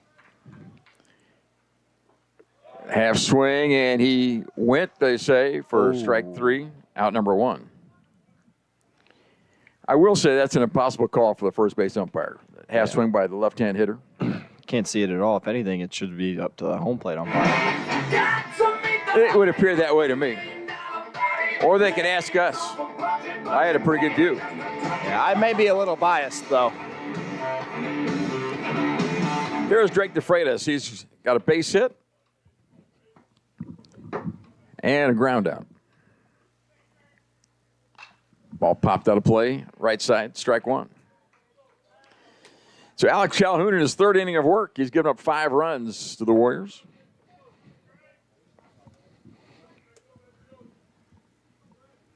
Rend Lake's played errorless baseball so far.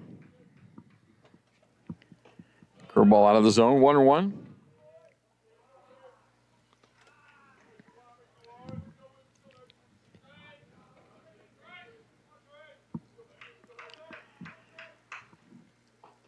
That's too low. 2 balls and a strike now.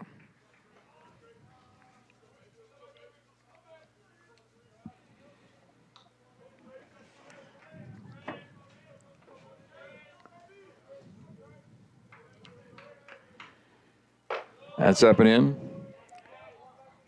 Around the league, Lakeland playing against Kaskaskia today. Lakeland swept Kaskaskia yesterday in 2. Southwestern got Logan twice yesterday. Wabash Valley and Rend Lake split a pair.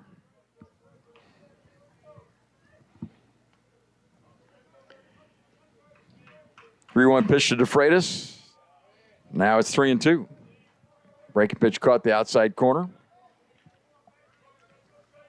What's the official 8-team seed looking like right now? I'll have to look.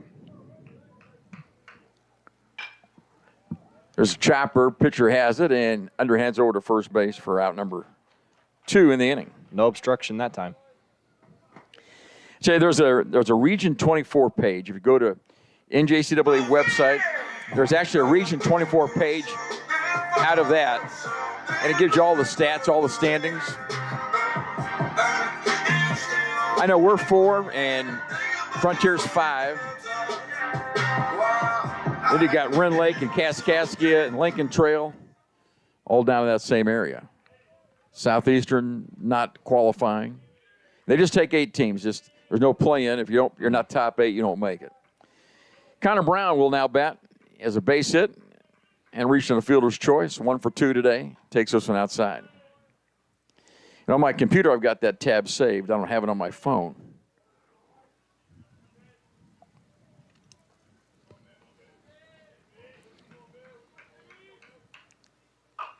Chopper right side is foul. Like I said, we're the 4 seed right now. If we're 4 or 5, it almost the same. You play the 4 or 5. They play each other. So if you win that game, you play the winner of Logan versus the 8 team. What is it, 1, 4, 5, 8 in a bracket? And then 1, 4, 5, and 8 in one bracket. And 1 plays 8, 4 plays 5. The other is 2, 7, and 3, 6.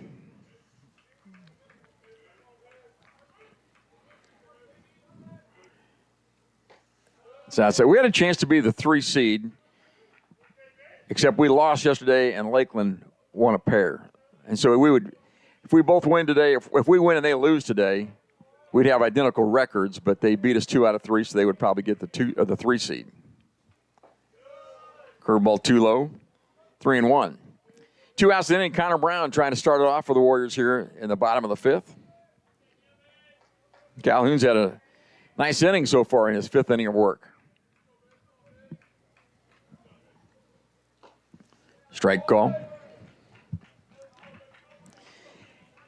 Then after the next tournament, the winner goes to Grand Junction. That is a wonderful tournament out. World Series, Junior College World Series in Grand Junction. Interesting field. Short left field porch. Ball 4. How close is... Actually, nope, wrong state. So a 2-out walk for Brown. Now Cameron Dubé will bat. And Dubé's had a couple base hits already today.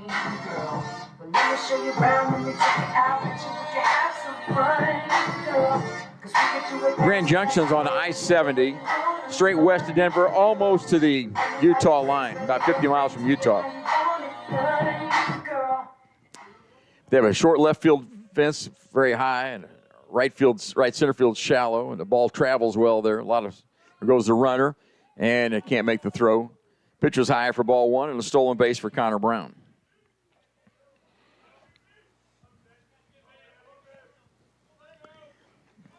So Dubé up with another RBI opportunity.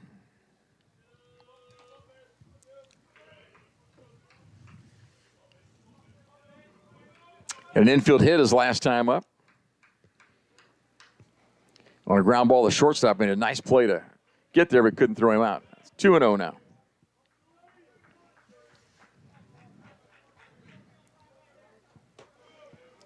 Breeze has died down a little bit, according to the flag in center field. 3-0. Normally a good indicator if the flag's not moving. Now it's moving again, so there you go. It's all over the place.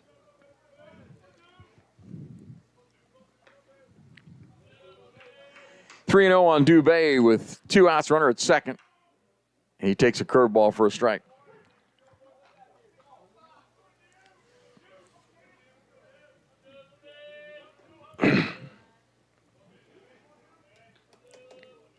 Calhoun has walked 4 and hit 1 today. And strike call, counts full. Dubé thought that might have been ball 4. He'll have another chance to hit. Hit with likely driving a run. We got Connor Brown, good speed at second base. Here's the pitch in the dirt. That's ball 4. Second walk of the inning. Back-to-back walks for the Warriors. And with 2 outs and 2 on, back to the top of the order, Connor Christensen. And now that will do it. We've got a new pitcher coming in. Alex Calhoun is used up for the day. So in the bottom of the fifth, they'll go to the bullpen. We'll take a little break. We'll talk about the new pitcher when he gets in there. My name is Alexis Johnson. I'm from Brookston, Indiana, and I'm in the physical therapy assistant program at Wabash Valley College. Some of the hands-on activities we have in the physical therapy assistant program is we work on each other, getting that practice in the school setting, and then we also go to clinicals. We go out and work on actual patients with actual employees and just getting hands-on with your patients. After graduating, I plan on going back to my community, working in a hospital setting, maybe a nursing home, and just helping those people around me. Now at Steve Faulkner Automotive, lease a new Pacifica for $399 a month or Ram 1500s with 2.9% financing for 72 months. Get your new ride at SteveFaulknerAutomotive.com. Steve Faulkner Automotive in Mount Carmel, Illinois has an outstanding service department. With free pickup and delivery, we'll make sure your vehicle runs perfectly at an affordable price. Come see us today or view our service specials at SteveFaulknerAutomotive.com. Another one bites the dust, and another one gone, and another one gone. Another one bites the dust, hey, hey, gonna get you too. Another one bites the dust. I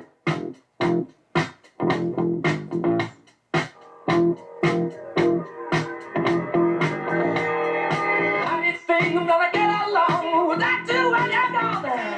You took me for everything that I had and kicked me out of my own. New pitcher is Gunnar Massey. He's a 6-footer, sophomore from Paducah, Kentucky. Has a 5.40 earned run average. Appeared in 13 games. He has 21 innings pitched, 24 strikeouts, and 19 walks. So Alex Calhoun goes 4 2/3, gives up 5 runs and 8 hits, responsible for 2 more guys that are still out there.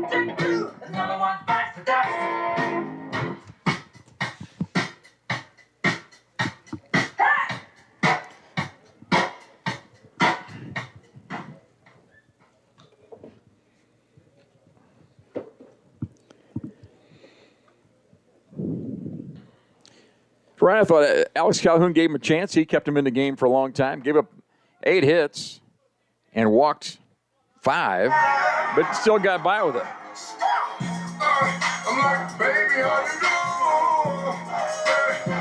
Calhoun made some big pitches at the right time for them. Connor Christensen's the hitter. He's struck out, grounded out, and walked so far. We're first and second. And 2 out. First pitch is an overhand curveball for a strike. Slow curveball in there. Old school. Let that thing drop in. It's an unusual first pitch. This is Gunnar Massey is the pitcher. And there's the fastball. Wow. And that is evidently too low for ball 1. I thought he threw that one middle. Looked good from up here, didn't it? It did. That's probably what Massey's thinking as well. 1-1 delivery now with 2 on and 2 out. Fly ball to left field, charging is Parsons, and makes a sliding catch. Well, he's made a couple really nice plays out in left field. And that's the final out of the inning. So in the inning, the Warriors leave a couple runners on base. They had a couple walks, did not get any runs or hits, no errors. We go to the 6th inning, Wabash Valley leading 5-3. New arm. Got Bennett going in there.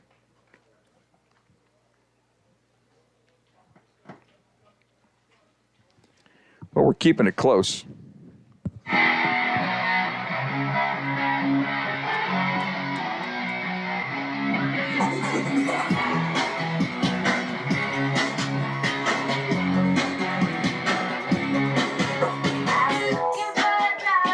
How about some candy?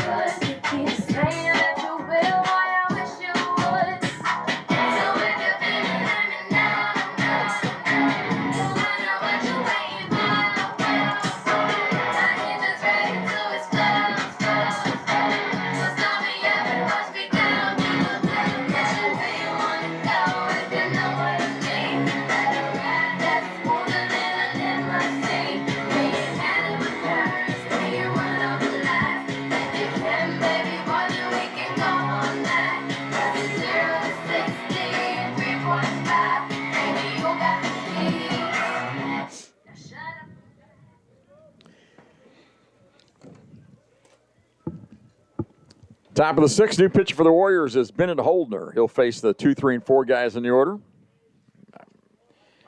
Make that 5, 6, and 7. I got the scorebook turned over. And Minton is a leadoff hitter. He fouls out of play for strike 1.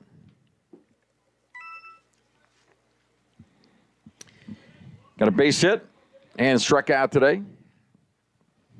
Dylan Thompson worked 5 innings, gave up 3 runs for the Warriors. Foul ball. Bennett, a sophomore from the great city of Louisville, Kentucky. Oh, no kidding. Oh, yeah. They play baseball down there? They do. A whole lot of it. A whole lot. That's good. You miss home, do you? A little bit, yeah.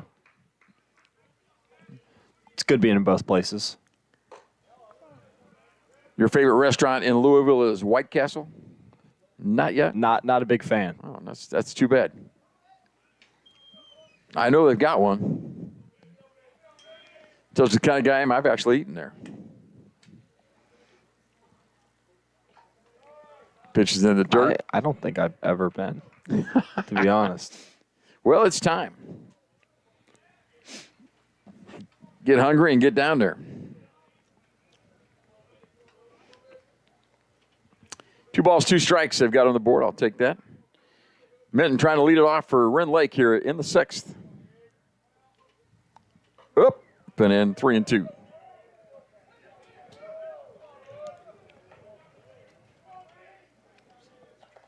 So Thompson, a good outing for Wabash Valley. Alexander had a good outing yesterday as well for the Warriors. Ground ball, first base, big hop for Cornett. Steps on the bag for out number 1.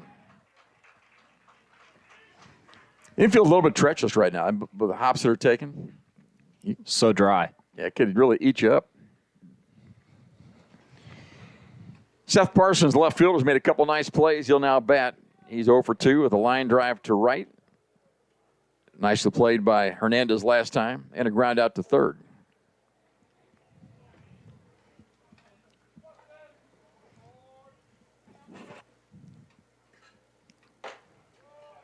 Too high.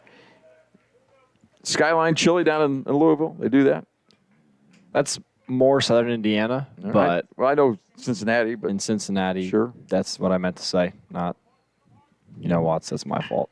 Ground ball. Veach has it, and he makes a nice throw across for the second out of the inning.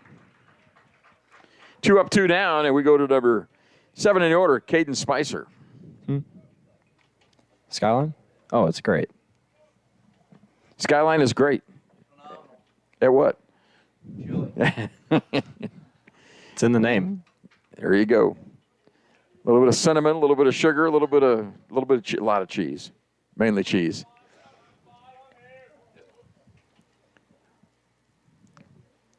Ball popped up, right side. Owen Cornett gives chase in foul territory over by the Rend Lake dugout, looks up, and at the fence, reaches across and makes it.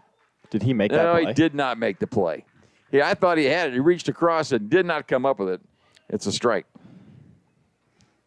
Good hustle by Cornett. He got to the fence and reached over. I thought he had it. The Julio Rodriguez. Tried to fake us all out there. It fooled me. Fooled all of us. Bennett Holder having a nice afternoon right now. And there's a pitch on the outside corner, strike 2. Brings a good fastball in there.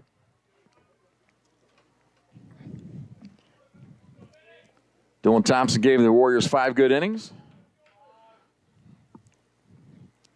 And breaking ball outside. He'd have had a shutout through 5 if it weren't for that obstruction play. It was bases loaded, 2 outs when we ran into trouble. That's all 3 runs scored after that. We did run into trouble. Ran right into it. There you go. 1 and 2 pitch. Too high, 2 and 2.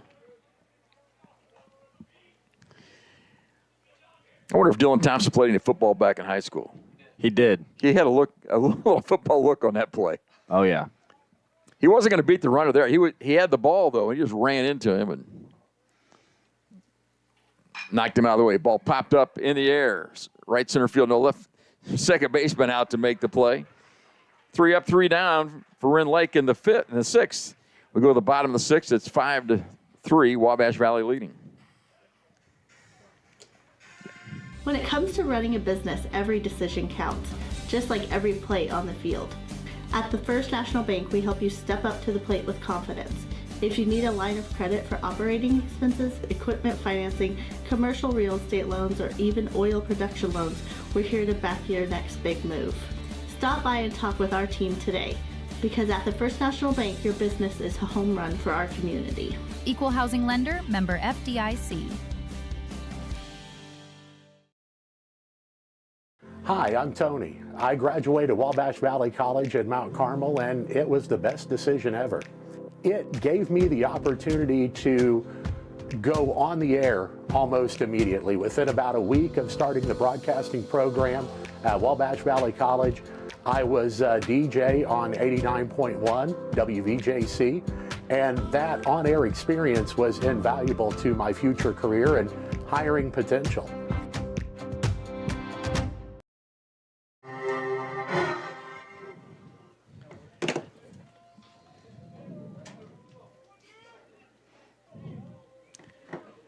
Nice afternoon for some baseball. We're in the bottom of the sixth. Gunnar Massey in his second inning of work for Rend Lake. He'll face 2, 3, and 4 in the order: Dixon, Beach, and Schalmoser. Dixon reached on a hit by a pitch last time and scored a run. Got him in the lower extremities and kind of limped down to first base. Up and away for ball one.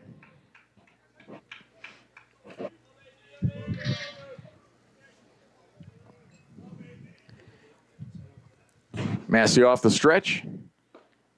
Right there, strike call. 1-1.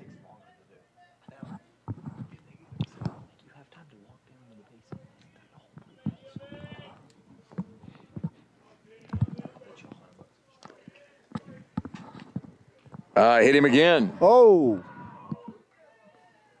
Hit him again. So twice in a row for Dixon to reach on a hit by pitch. He didn't want to get hit that time.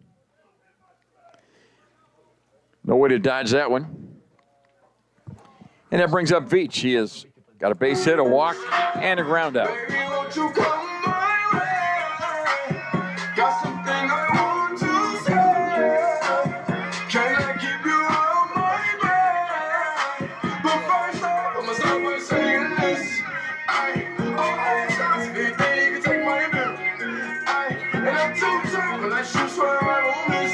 Umpires stationing themselves out there where they can protect everybody as Dixon made his way down the line.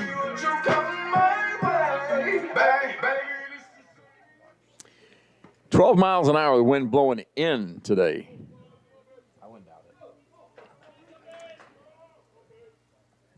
There's the line drive underneath the shortstop's glove. That's a hit. Dixon will reach second on the play. I don't think Harry played the ball as well as he would have liked to that time. To his left, had a chance at the ball. I think he thought it was hit harder than it was, and it flinched on it, went underneath him. Kind of died when it hit the grass. Ball kind of died when it hit the grass. So 2 on and nobody out. Brady Schalmoser for the Warriors.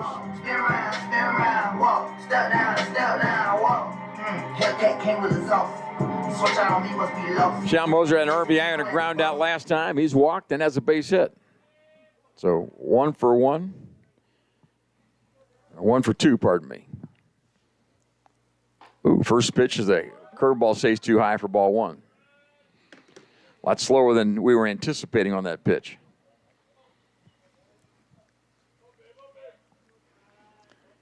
Warriors looking to rally here in the 6th, get some more runs. That pitch is inside, and I think Schalmoser dodged it. And ball goes back to the fence on a wild pitch. Dixon reaches third on the play, and Veach up to second base.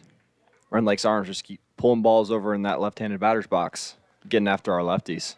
Dixon twice. And I thought Schalmoser was hit that time. He was able to skip the rope.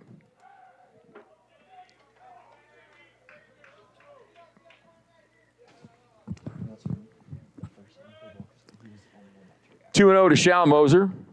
Swing and a miss. Strike 1. Took a big hack at it. He's got 15 home runs on the season and a .415 batting average. Infield in again for Rend Lake on the grass for a play at the plate. There's a pitch too low, 3-1. That's the third time I think they've had the infield in.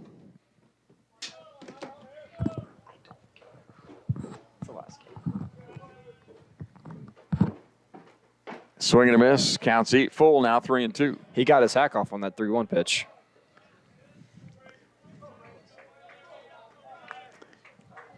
Infield in tight. Ground ball. They will try to come home. We'll see if Dixon will try to score on a ground ball. Popped out of play. Count stays full, 3-2.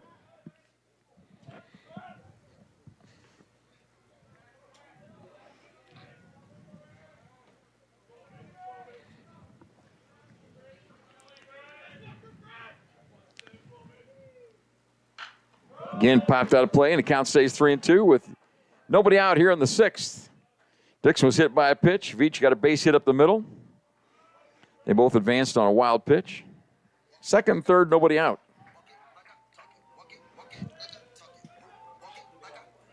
Pitch to Schalmoser. Line shot.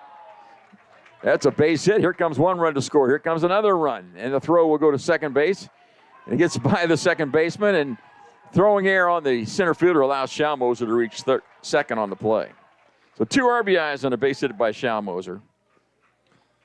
And the air on the center fielder allows that runner to advance. Wasn't even that bad of a throw. I just don't think they were paying much attention.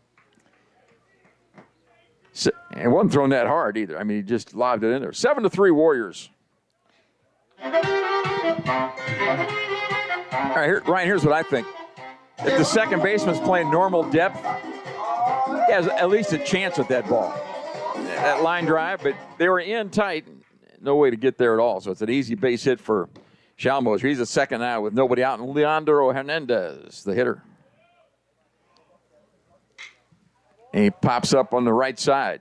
Giving chase is Spicer in foul territory over by the fence. Looks up and won't make the play. Strike one. All kinds of foul territory here at Wabash. A lot of room out there. Makes a difference. Yeah, I don't think the pitchers like it. No. Well, the pitchers do like it. Yeah. Hitters sometimes hit foul balls. They don't get out of here. Runner at second. Nobody out. Two Warrior runs in the inning. 7-3 Wabash. And pitches outside for a ball. Dropped his arm slot and threw a sweeper there. Tough on a right-hand hitter when you do that. But if he only does it when he throws the sweeper, then you know it's coming, I suppose. Here's the pitch. Fastball outside corner. 1-2 now on Hernandez. Warriors have already scored twice this inning. Like to add on to that 7-3 lead.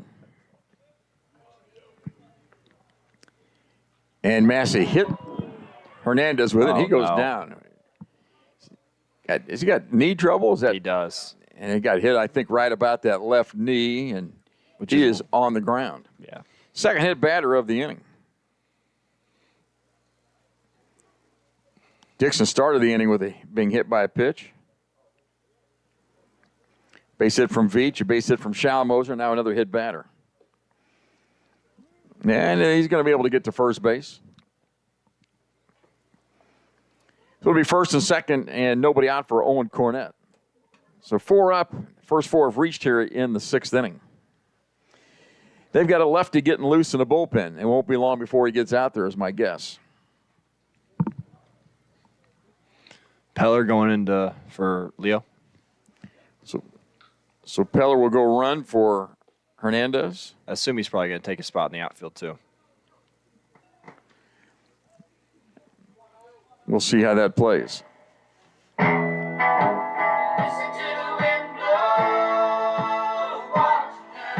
Owen Cornett's the hitter. He has a base hit, a sacrifice fly, and a strikeout. Hitting now, nobody out and 2 on. We're in the bottom of the 6th. And strike called inside corner.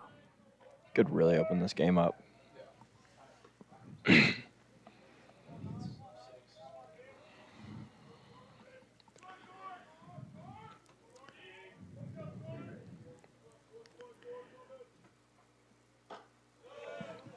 Pitches outside. 1-1 now to Cornett. Drake DeFreitas on deck for the Warriors. Beautiful sunny day. Sorry. Thank you.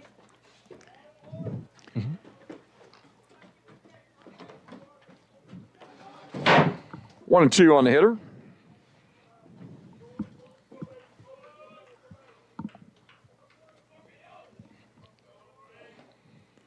Cornett fouls this one off. Count stays 1 ball, 2 strikes. Warriors lead at 7-3. We've scored twice here in the 6th.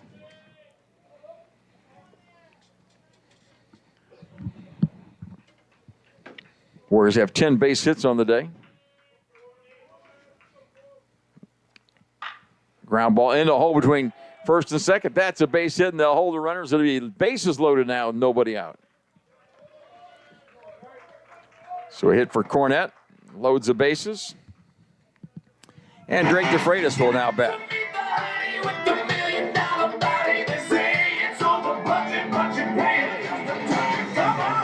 Freitas has played a good third base for the Warriors today. Hasn't got on base yet. Oh, yeah, he did. Back in the second, he had a base hit. He raced on a fielder's choice. Rend Lake's got a lefty in the pen, KB on deck, so I wouldn't be surprised if this might be the last one. Lefty. Oh, the ball sails over his head back to the screen, and here comes Schalmoser to score, and now it's 8-3 Warriors. That's a wild pitch. Quite wild, in fact. I'm not sure that ball hit the ground before it hit the backstop. I don't think it did. So he's throwing hard enough. That's the 3rd run of the inning for the Warriors. Runners now at 2nd and 3rd for DeFreitas. And here comes the infield in again. They're going to cheat in again. That's habitual with him, isn't it? There's a ball in the dirt. 2-0. Normally when you're down by 5, you're not trying to cut down that runner at the plate. You just need to get an out somehow. Of course, normally you're not down by 5. That's a lot. Shouldn't be much. Inside 3-0.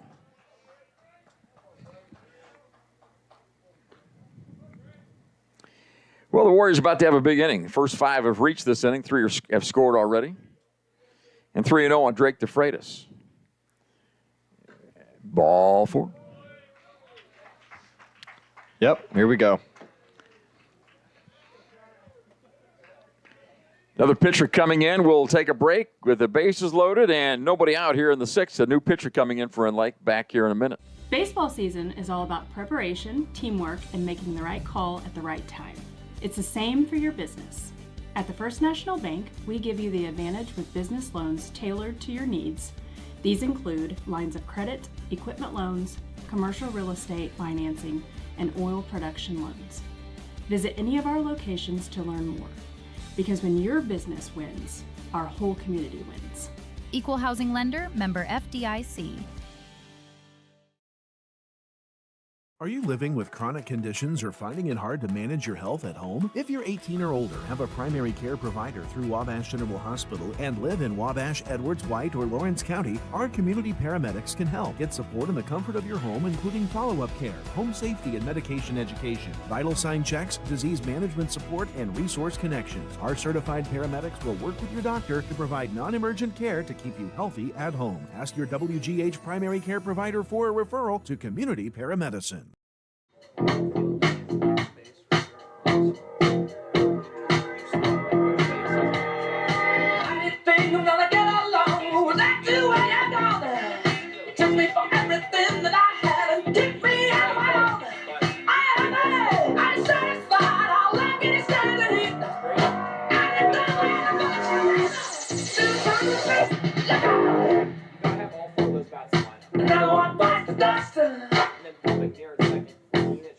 Another one bites the dust. Another one gone. Another one gone. Another one bites the dust.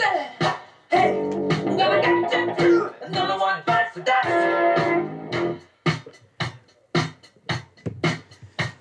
New pitcher is Connor DeWeert. DeWeert is out of Christopher, Illinois, 6'6" left-hander. He has thrown 19 innings on the year and struck out 6, walked 10. Rough outing for the second pitcher of the day for them. Yep.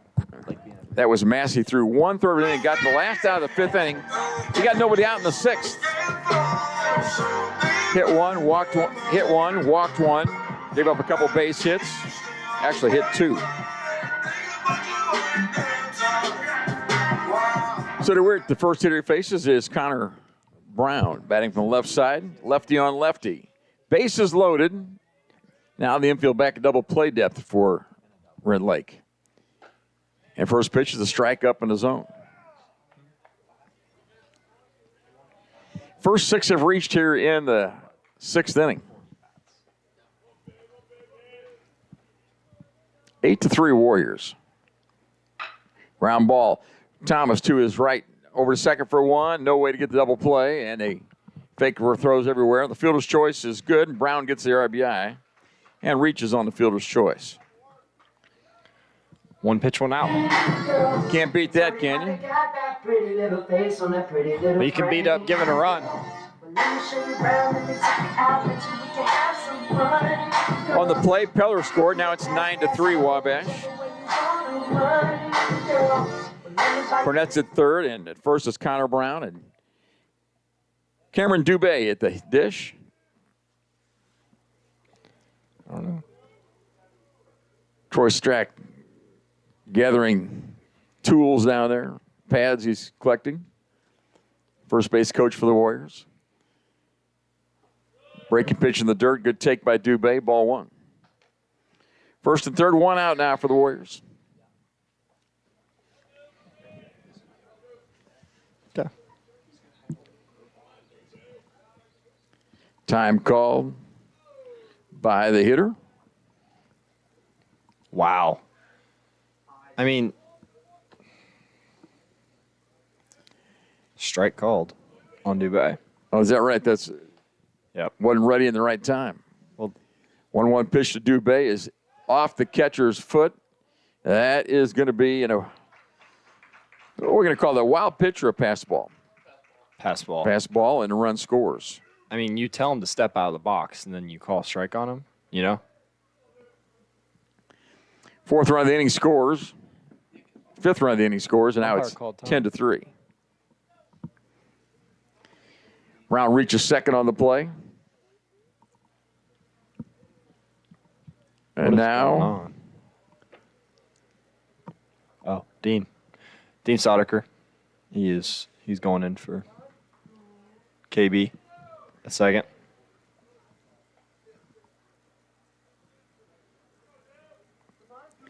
well, you wonder if Rend Lake isn't about out of pitching. They played 2 yesterday, and now running thin. So Stoddard leads from second. Just 1 out of the inning. Here's the pitch to Dubé. That's a curveball that drops in there. Strike 2.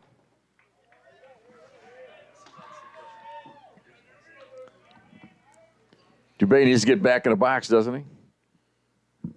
He's liable to strike out standing there. Now he's asking about the count. I'm not sure he realizes. We think he called a strike on him for not being in the box in time. He did. And that second was a strike. We just saw the curveball. Now he's So now he is taking back that strike, and it's 2 balls and a strike. He did not call the delay a game strike. 2-1 on Dubé with 1 out. Runner at second. Popped in the air towards center field. Eisenberg, left-hander out there, tracks it. Comes up throwing. Here comes the runner toward third base. They got a play on him, and he dives in. Very aggressive base running by Stoddard. He advances on the fly out. 2 outs in the inning. Back to the top of the order. 9th man to bat in the inning is Connor Christensen. I'm like, baby, how you doing? I'm trying to roll with you. Bust a couple moves. See how you move. I teach you how to do it. The official calling on that ball strike was he called it on the pitcher but held it up for the batter. Oh, so he held up 1-1 count, but it was actually a 2-0 count. Christensen pops it up on the left side. That's Parsons, the left fielder, making the play for the final out of the inning. They batted around in the inning. The Warriors score 5 times and lead it 10-3 as we head to the 7th. Back in a minute. Baseball season is all about preparation, teamwork, and making the right call at the right time. It's the same for your business. At the First National Bank, we give you the advantage with business loans tailored to your needs. These include lines of credit, equipment loans, commercial real estate financing, and oil production loans. Visit any of our locations to learn more. Because when your business wins, our whole community wins. Equal housing lender, member FDIC. Are you living with chronic conditions or finding it hard to manage your health at home? If you're 18 or older, have a primary care provider through Wabash General Hospital, and live in Wabash, Edwards, White, or Lawrence County, our community paramedics can help. Get support in the comfort of your home, including follow-up care, home safety and medication education, vital sign checks, disease management support, and resource connections. Our certified paramedics will work with your doctor to provide non-emergent care to keep you healthy at home. Ask your WGH primary care provider for a referral to community paramedicine. Tell me who you are. So I'm Joseph Watts, right-handed pitcher. Joseph Watts? Yeah, Joey. Okay.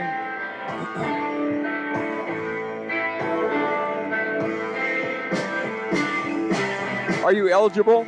Not this year. I'm a redshirt. My hip, and I had hip surgery over the summer, and I just sprained my UCL. Joey Watts. Yes, sir. Cincinnati. Yep.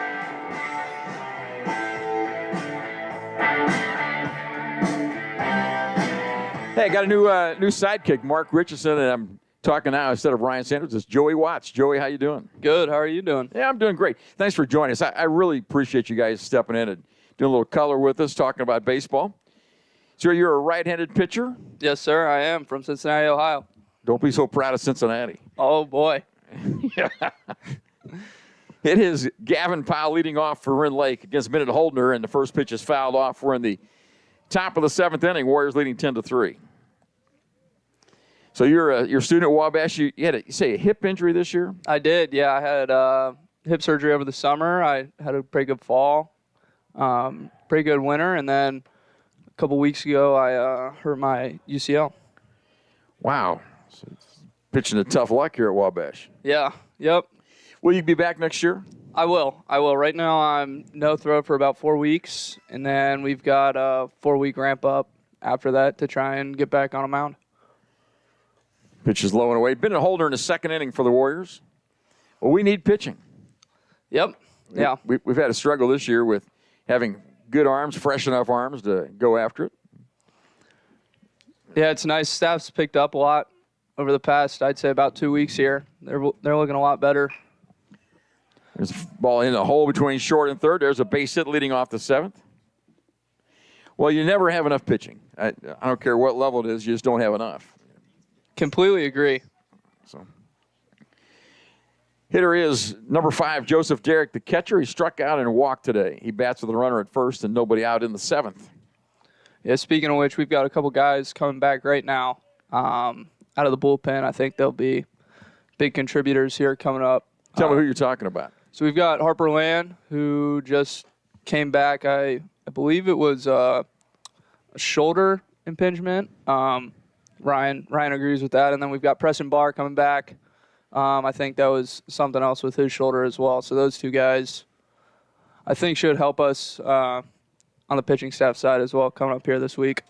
There's a throw to second base, and he advances.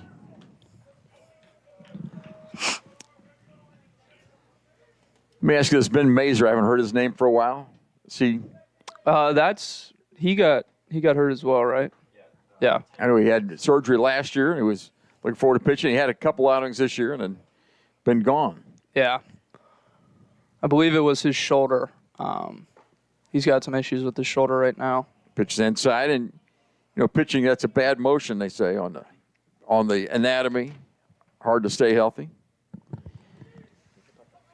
3-0 on Derrick, the 9-hitter against Holdner. And there's a pitch called a strike, the automatic. 3-1. Well, Joey, I hope you have a good summer, eligible to come back and play next year, and healthy to go after it. Yep, that's the goal. That's the goal. It'll be fun. And swing and a miss, and the ball is fouled at the plate. Atwell's a new catcher, by the way. Count is full. Speaking of which, we've got Preston Barr warming up in the bullpen, I believe. Right on topic right there. There you go. It's 3-2 from Holdner. Fouled back. So you're a Cincinnati Reds fan, huh? I am. Is that why you came to Wabash? The colors are so similar, the hat and everything? Very, very similar, no. But, yeah, I love Cincinnati. Big Reds fan. I've always been a Reds fan. They're finally off to a good start this year. Sounds like family trouble. Oh, trust me, Cincinnati sports fans Ooh, know right how it up the feels. middle. That's a base hit. And Powell takes a turn. He'll score and brings it back to within 10-4. It's an RBI base hit for Derek. So what kind of Cincinnati Reds fan are you? Oh, I'm a pretty diehard Reds fan. I've always been like that. Dad introduced me to baseball at a pretty young age. So are you the kind of guy that you watch the games? Do you listen to the games? What do you do? Oh, I always try to watch or listen to them. I do. All right, I'm the same way, but I'm not a Reds fan. Cardinals. Yeah, why not? And that's another family issue. That's why I grew up.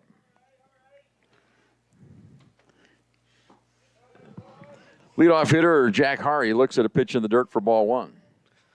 First two have reached with base hits here in the seventh against Holdner. Yeah, I grew up listening to Cardinal baseball. We used to get maybe one game a week on TV. Too high, 2-0. Looking here defensively, it looks like Brady Atwell came in to catch for Cameron Dubé, and Dean Stodiker has moved in for Connor Brown. At second base. Yep. Heard strike call. And Peller did, in fact, take over for Leandro Hernandez as well after the hit by pitch. Hey, thank you for those changes. Of course. It's a 2-1 from Holdner. Long look in. 3-1 now. Joey, go ahead and call this for all. I think you got this. Yeah, it's as we were saying, it's half of the battle is just watching the Reds games, picking up on what they do. I believe Barry Larkin's color commentator. There's a swing and miss. Fastball up. Yeah, I'm glad to have you go ahead and call some. Yeah, there we go. I'll just sit and watch.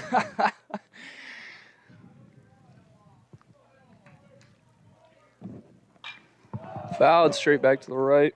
Yeah, Holdner's living up in the zone today.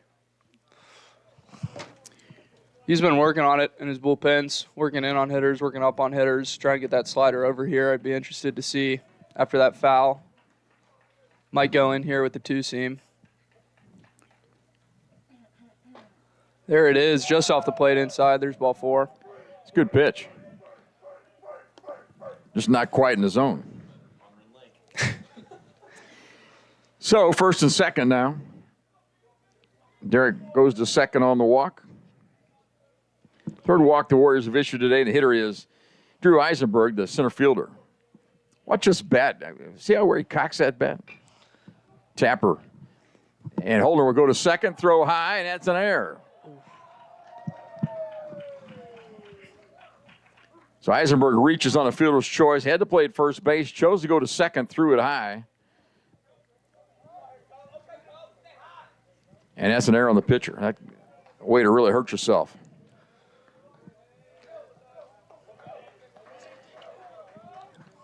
So the bases are loaded, and number 3 hitter is Kelby Thomas. Chops this one foul on the left side. So will you go to some Reds games this year? I do. Well, save me a ticket, would you? I will do. My dad's got some tickets. I love going to games with him. It's always good times over there. Call Dad, tell him I'm coming. Will do. Hopefully he's listening. Nice block by Atwell. Here's a play at the plate, and he's going to be out. Boy, nice block by Atwell and a really bad read from third base by Joe Derrick. Wow. First out of the inning. Yeah, that was a great block.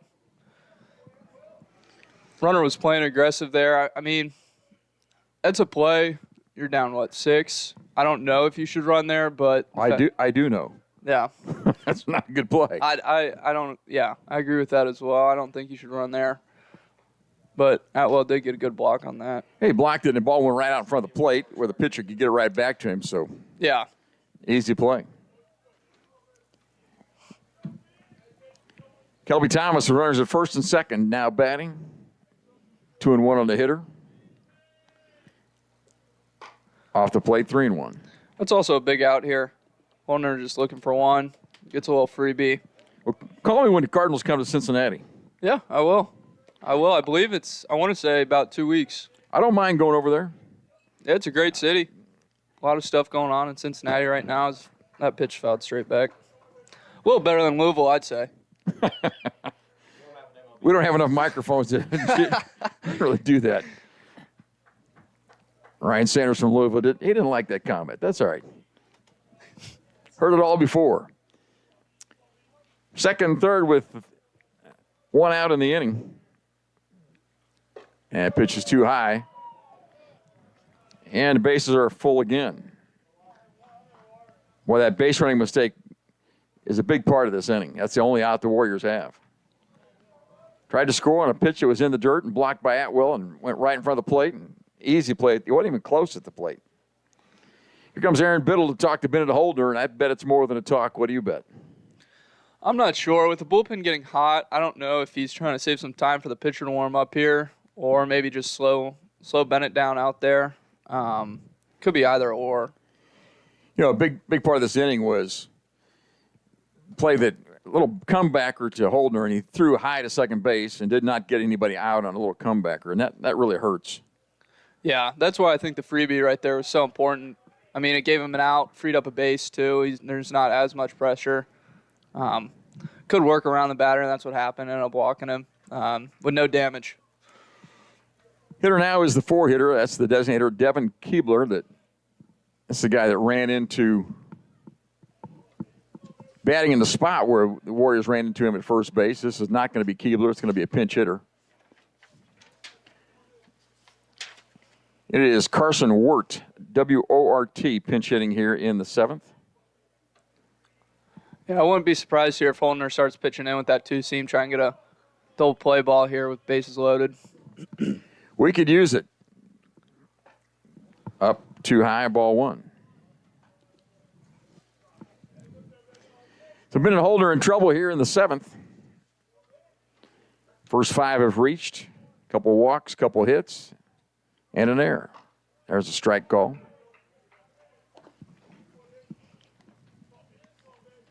I've been to the Great American Small Park a couple times. Go over there and I enjoy that. Yeah, it's a nice park. It is small. Ooh, that hit him.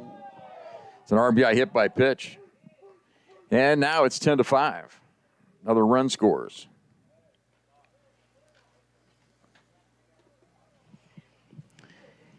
Only one out in the inning. I think that's a 2-seam there that they were trying to work in. First pitch missed a little up and in, then went over the plate with another fastball, and I'm sure tried getting that 2-seam back inside. Just missed a little arm side there and ran into the hitter. Right idea, though, I think. Try and get that ground ball. And that'll do it for Holdner. He's done. He came in for the 6th inning. Got through that, no problem, 1, 2, 3, and just one out here in the 7th as he exits the ball game. So he pitches an inning and a third. And we'll talk about the new pitcher. We'll take a little break and be right back. My name is Jacob Fiskus. I'm from Abilene, Illinois, and I'm a part of the Ag Business Program here at Wabash Valley. I grew up on a row crop operation and also grew up showing cattle at the state and national level. Collegiate Farm Bureau here at Wabash Valley. We went to the Farm Bureau annual meeting in Chicago, so we got to network with a bunch of different people, and we accepted the Chapter of the Year award through Farm Bureau, so that was really fun. There's a lot more in the agriculture industry than I ever imagined, and coming here has kind of helped me to learn about some of those things. This is where I felt the most comfortable, and I'm glad I made the decision. 811, if you're not familiar with that, it's a Julie program in the state of Illinois. It's actually nationwide, but that's a free service. The utilities take care of that. Customer wanting to dig or plant flowers or fence post or something like that, call that service, give us 2 business days, that's the law, 2 business days notice. We'll come out and we'll locate all the underground utilities in your area and make sure that you know where you're able to dig and you can dig safely, and we're protected and you're protected that way. Woman quite like you. Tell me what I gotta do. I've never been with a virgin, but I sure like to. With this love that I'm feeling, how do I describe the vibe? New pitcher for the Warriors, Preston Barr out of Miamisburg, Ohio. He is a 5'9" sophomore. He's thrown 14 innings and struck out 23. What do you know about Preston Barr? I know he's an Ohio guy. He's a little north of Cincinnati. Closer. I know he's an Ohio guy, a little north of Cincinnati, about 45 minutes, near the Dayton area. Loves to fish. I know that. And yeah, this is first outing in I'd say about 6 weeks to a month, just with that shoulder issue. But he's a big piece in our bullpen. A big moment for the Warriors right here, up by 5, but bases loaded, 1 out. And Bryce Minton is the hitter. He's got a base hit, a 2 RBI base hit back in the 3rd. I believe Barr throws a 4-seam fastball, a sinker, and a curveball. So I'd be interested to see again. Trying to get that sinker down, trying to get a double play to get out of this jam. There's a line drive to left. That's down, and here comes 1 run. Here's another one. He'll score 2 on the play. They didn't wait. They hit the first pitch for an RBI base hit, scores 2, and now it's 10-7. Runners at first and second. That was nicely done. It went after the first pitch. And now Barr in a jam is still first and second. Tying run comes to the plate for Rend Lake here in the 7th inning. I think that was a fastball just left a little over the plate there. I think the execution and thought process was there. Hitter just made a good swing on that, pulled it to left. Left fielder Parsons looks at a strike. Well, you come in, you want to throw a strike, you want to get ahead, and hitters know that, and he jumped on the first one.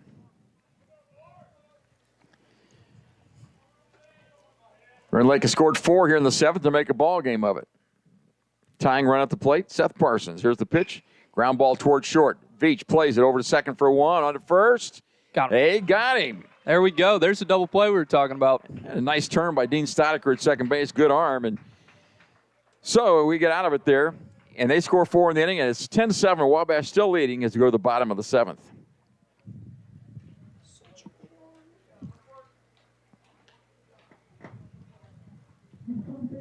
Don't you know, pump it up. You got to pump it up. Don't you know, pump it up. You got to pump it up. Don't you know, pump it up. You got to pump it up. Don't you know, pump it up. You got to pump it up. Don't you know, pump it up. You got to pump it up. Don't you know, pump it up. You got to pump it up. Don't you know, pump it up. You got to pump it up.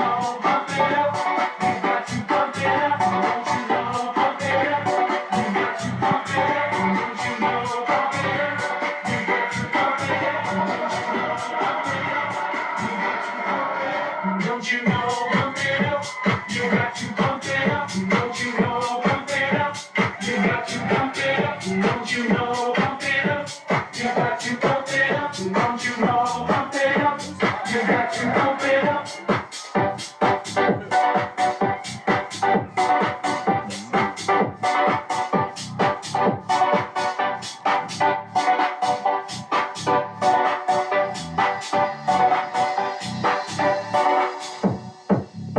know, pump it up.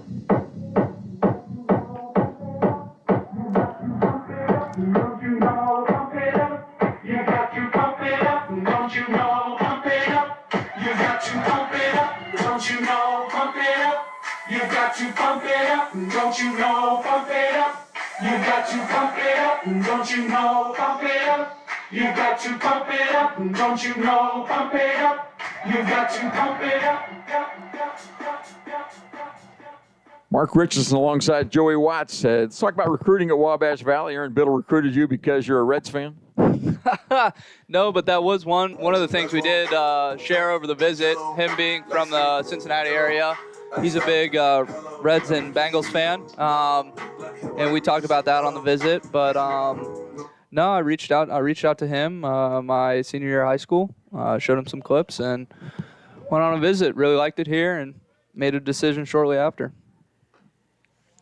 New hitter for the Warriors in the ball game. This is number 28. Let's look. This Lopez? It is. Lopez is hitting for Andrew Dixon here. RJ bodes well against lefties. I think he sees the ball a little better. And he'll definitely get his pitch here up 2-0. I think he's looking for something. He's not looking to walk, is he? No. I think he's looking for something middle away. There's poke a something. There we go. Line shot falls in for hitting left. Yeah, I like RJ Lopez out of the Bronx, New York. He is a hitter. He plays defense because you have to, but he's a hitter. He is. He's a tough bat to face when you're throwing lives. He is. He looks for strikes. He's got a nice level swing. Hits hard line drives, and does elevate too. So he's got some pop, and he's definitely a dangerous hitter especially against lefties. Enrico Veach hitting .435 for the season. Steps in. 2 hits and a walk today, along with the ground out. Lopez leads from first. Lefty to the plate. That pitch is too low for ball 1.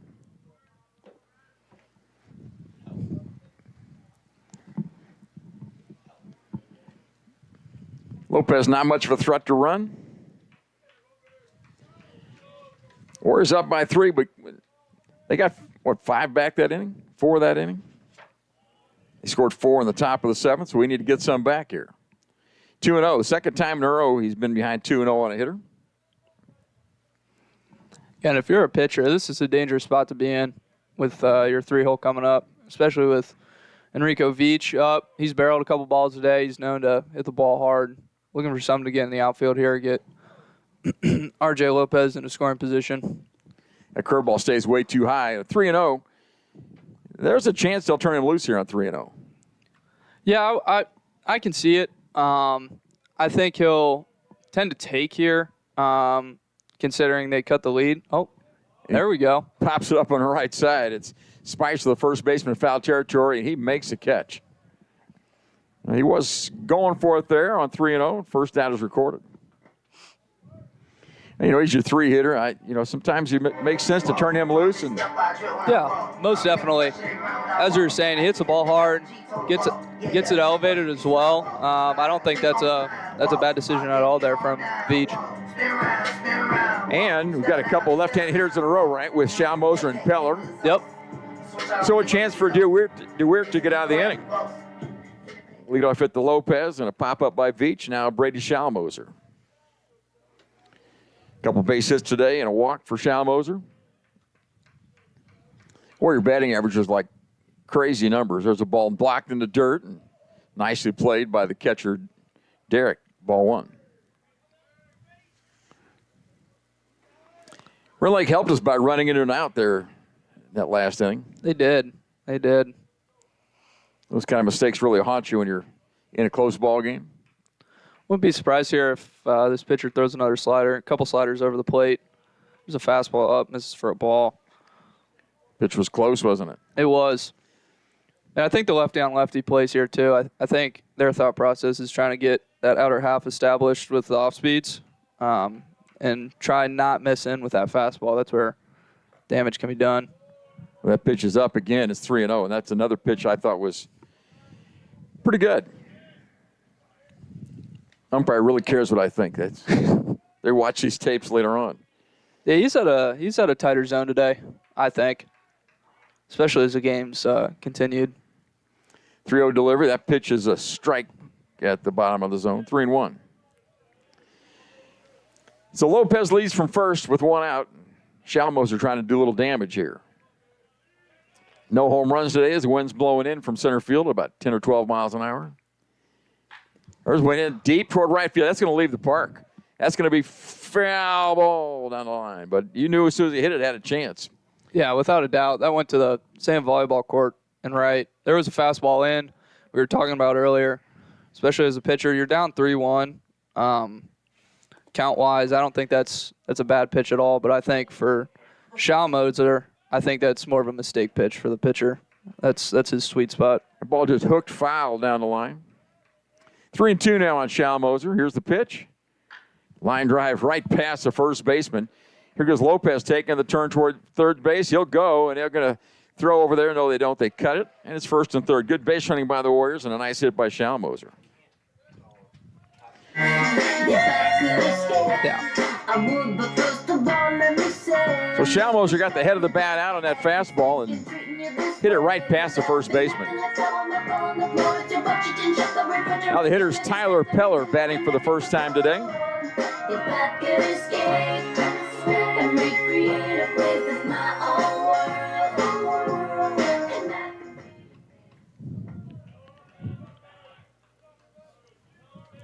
So Peller stands in from the left side against the lefty. First and third, one out. And nice breaking pitch finds his own for strike one. He didn't throw any of those to Schalmoser. Notice that? No, that looked like a changeup. I didn't think he threw any of those against Schalmoser. Kept everything away until he hit the fastball in. Here's the next one on the way. Too low, 1-1.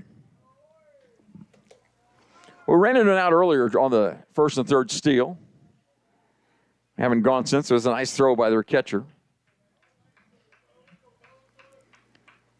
There goes the runner. Ball's fouled off on the left side. I don't know if that was a hit and run or not, but Peller took a shot at the left field, shortstop side. 1-2 is the count. Yeah, if you're Peller here, you want to get something elevated, try and get that runner at third in. Just add a little insurance for the bullpen here.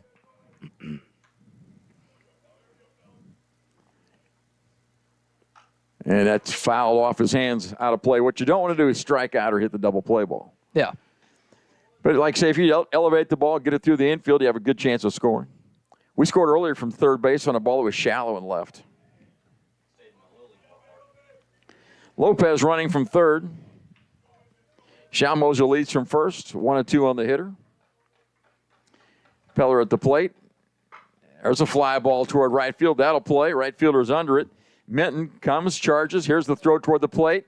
And it's going to be a play at the plate. And Lopez is out at the plate. A nice throw from the right fielder, Minton. All the way in the air, and he guns down the runner. Second out is recorded on the fly ball. And the third out on the tag goes 9-2 for the finale. Well, the Warriors get a couple base runners in, and they leave one. A couple base hits. We've played 7 complete. It's 10-7, Wabash still leading, going to the top of the 8th. Back in a minute. My name is Jacob Fiskus. I'm from Abilene, Illinois, and I'm a part of the Ag Business Program here at Wabash. I grew up on a row crop operation and also grew up showing cattle at the state and national level. Collegiate Farm Bureau here at Wabash Valley. We went to the Farm Bureau annual meeting in Chicago, so we got to network with a bunch of different people, and we accepted the Chapter of the Year award through Farm Bureau, so that was really fun. There's a lot more in the agriculture industry than I ever imagined, and coming here has kind of helped me to learn about some of those things. This is where I felt the most comfortable, and I'm glad I made the decision.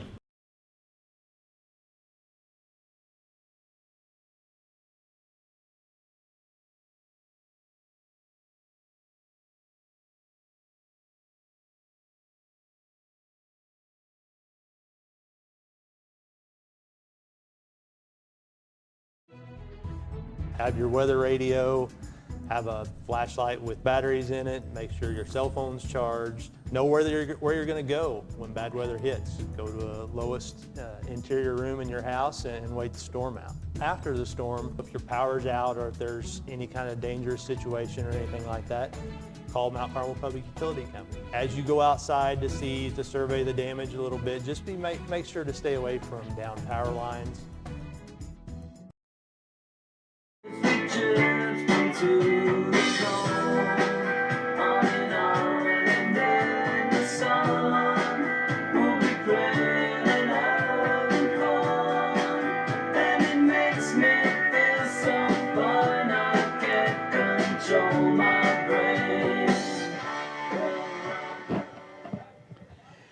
Preston Barr will work the 8th. He came in relief in the 7th, gave up a base hit, and got the double play ball to get out of the inning. Both teams lost a runner at the plate in the 7th. Ours was a pretty good gamble that they made a nice throw from right field by Minton. So Barr will face Spicer, the first baseman, to lead off the inning. Ground ball right side is foul. Strike one. It's a good play to send Lopez on that fly ball. Wasn't it deep? But they have to make a good throw and a good tag, and they did that. Yeah, they're putting pressure on the defense right there. I would run RJ 10 times out of 10 on that.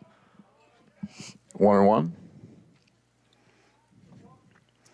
We talked about it during the break. If you watch replay, he's probably safe. Yeah. The tag was not down in front of the plate, but the throw beat him, and they call him out, and that's the way the game's played. Until they get where there are replays, and then it's different. Ground ball to third. DeFreitas throws across. Nicely done. Lopez playing first base. Covers there. First out of the inning. Warrior defense has been solid today, especially on the infield. DeFreitas has handled several tries over there. Gavin Powell struck out a couple times, had a base hit last time and scored a run. That was just an inning ago. He led off the 7th with a base hit. This game moving along. There's a pitch too low for ball one. We're in the 8th. And Wabash leads 10-7 over the Rend Lake Warriors.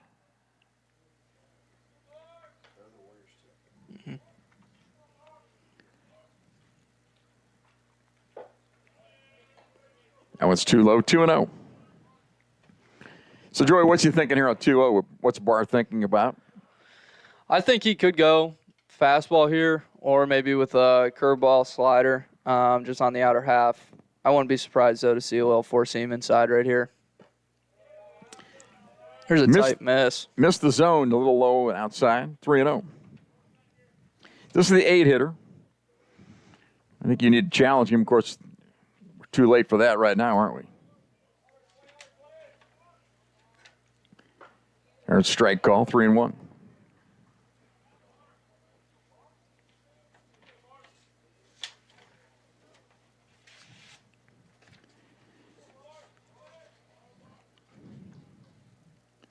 Three-one delivery, and that's hit in the air towards center field. Big center field out there, and chasing it down is Dixon for the out in right center field. That ball stayed in the air a long time. 2 outs in the inning. So the first two are retired. Now it's the catcher, Joseph Derrick. Yeah, I believe that's Marcel out in center for Dixon. Okay, very good. With the RJ being substituted in at first for Cornette, I believe. Ooh, that ball turned on, hit foul. That ball hard. Joseph Derrick at the plate, strike one. This club, they don't have a lot of home runs anywhere up and down the lineup for them. Nobody in double figures. 2 outs, challenges hitter.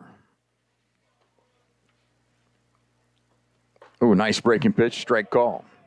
0-2.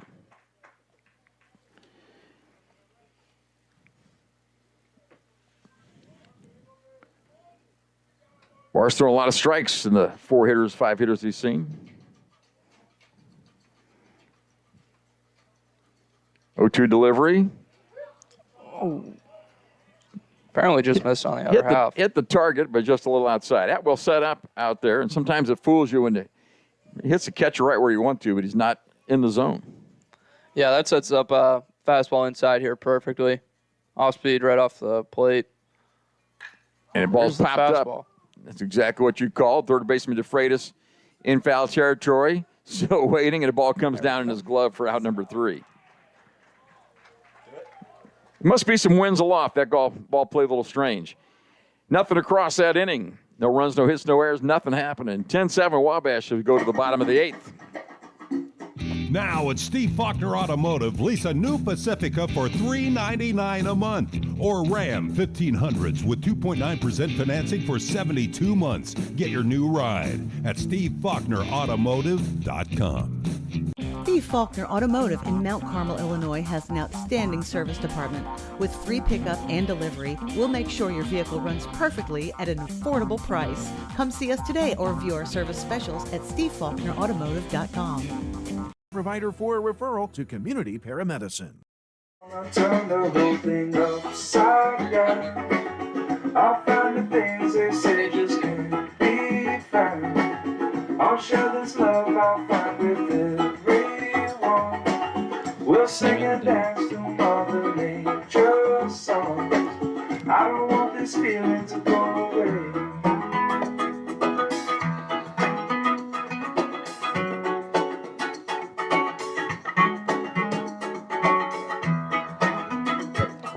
Marcel up first.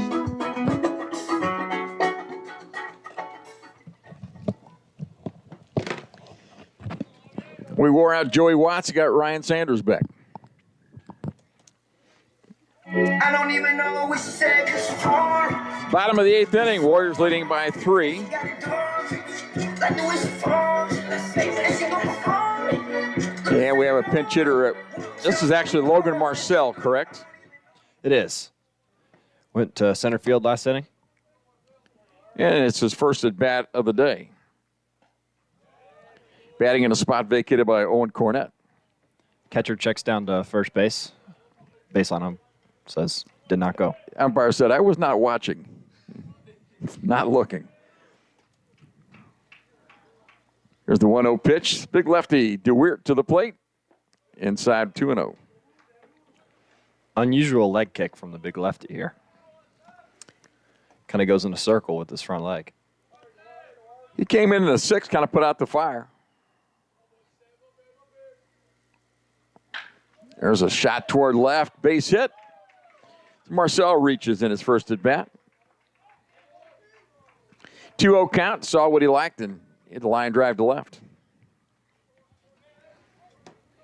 Got to meet the honey with the $1 million body. They say it's over budget, but you pay her just to touch it. Come on. Freitas has reached on a walk and a hit, has a sacrifice fly. No, the sacrifice fly actually was by Cornett earlier. I'm sorry. Shows bunt this time, takes it back, blocked by the catcher. Catcher's pretty nimble. Ball 1. Got in front of the curveball in the dirt there. Kept Marcel at first. Which helps you if you're pitching. You have a lot of more confidence to throw what you need to throw there. Mm-hmm. Shows bunt again, takes it back. That's ball 2. Curious to see if DeFreitas will show bunt here on the 2-0 count. So what are you thinking? Show bunt or just take a pitch here? I'm thinking either take a pitch or get your pitch and hit it really hard. Shows bunt instead, takes it back, and it's a strike call. I think he was taken all the way. I agree. 2-1 on the hitter. You don't want to flare at a bad pitch, 2-0. Make sure.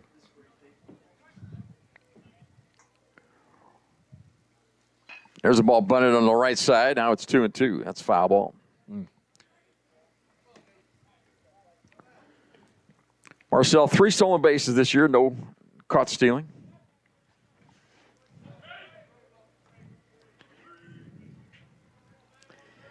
Ten to 7 Warriors here in the bottom of the 8th inning.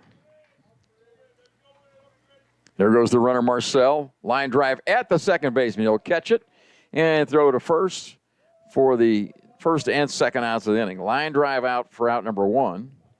Play goes 4-3 on the second out. Yeah, Marcel was headed to second there and just there's nothing he could do there. Yeah, he had second base stolen probably. Had a good jump. No way to get back. Dean Stodiker up here, 2 outs.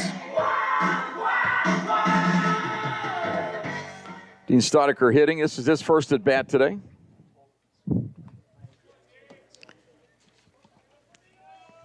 Stodiker was part of a double play the Warriors turned. He was the pivot man. And ball 1. Been a pleasant afternoon of baseball so far. Warriors have a 3-run lead as we get ready to play this one out. Strike call.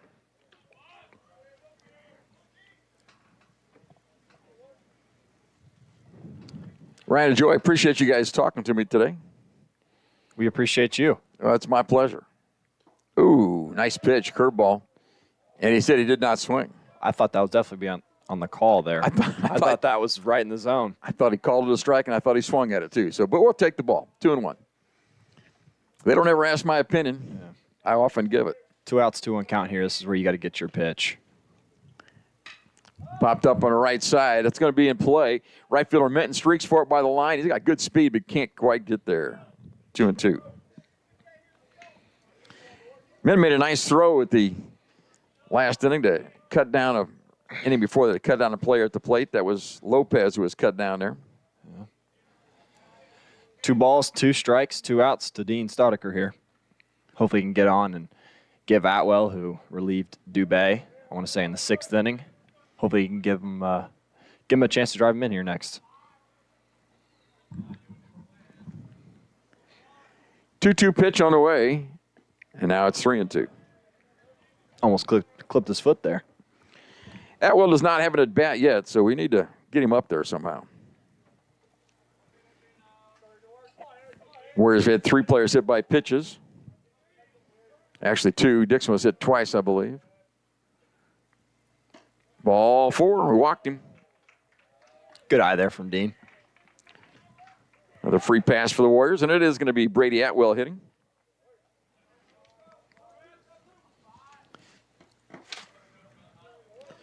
Brady's out of Owensboro, Kentucky. He's a freshman. .338 season batting average.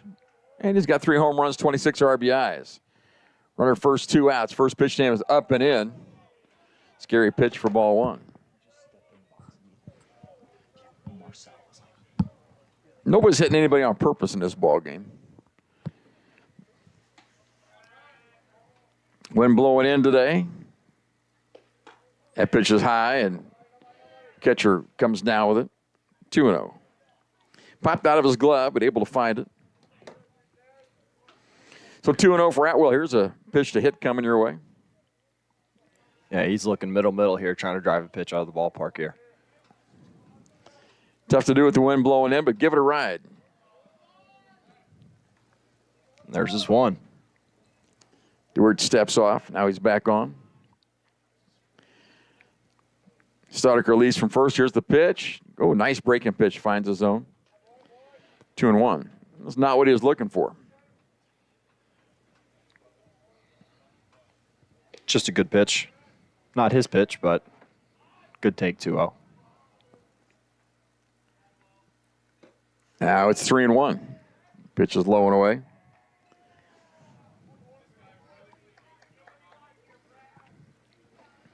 We'd love to see Atwell run into one here. Outfield straight away for Atwell.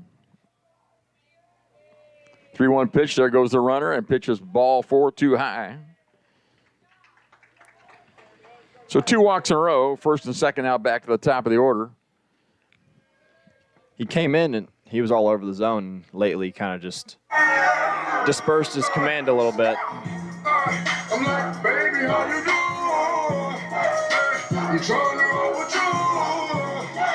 Connor Christensen, leadoff guy for the Warriors, will now have an at-bat. He's due today. He has walked, struck out, a couple fly balls to left, and a ground out.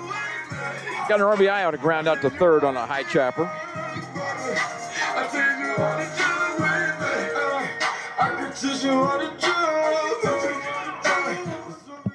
So Staudiker at first, Staudiker at second, Atwell at first. The Warriors like to get at least another run in before we go to the 9th. Leading 10-7 right now.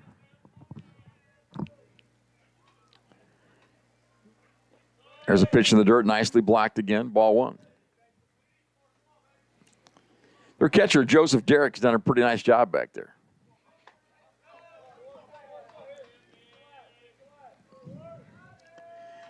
One-0 delivery, that's too low, 2-0. So he's walked a couple hitters in a row behind this guy, 2-0. Would you let him swing on 2-0? I think they will. DeWeert to the plate and pitch an outside corner for a strike. That's a nice pitch. Connor Weird is the pitcher.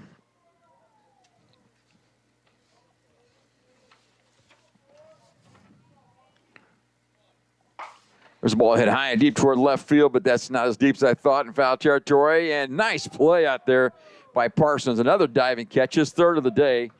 And that ends the inning for the Warriors. What a play by Parsons out in left field. They've flashed some good leather.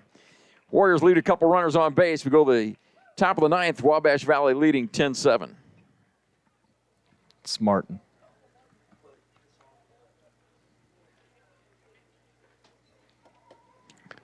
I thought the ball was hit when it left the bat. It was not. Yeah, kind of jam shot there. Yeah.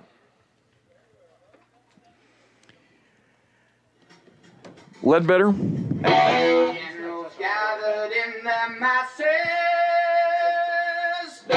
just like witches at black masses. Evil minds that plot destruction, sorcerers, death construction. In the fields of bodies burning, as the war machine keeps turning, death and hatred to mankind, poisoning their brainwashed minds. Oh Lord, yeah.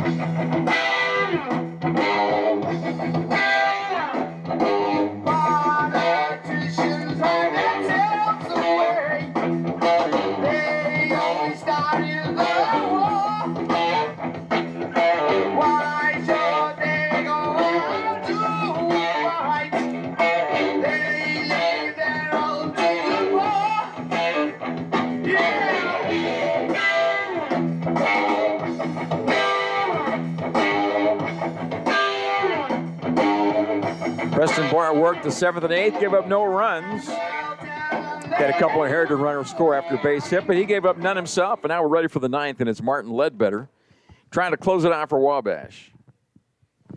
He'll face the 2, 3, and 4 guys in the order. Eisenberg, Thomas, and then Wirt will hit. Martin, freshman, really good arm. Tried to establish the fastball here. And the first pitch, they squared a bunt. It is a fastball, strike one. This is leadoff guy Hari, the shortstop, correct?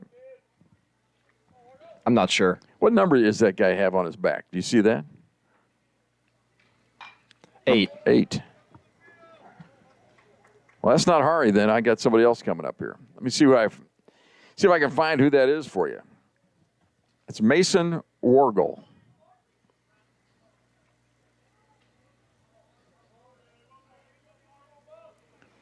Pinch hitting here in the 9th, and it's swing and a miss.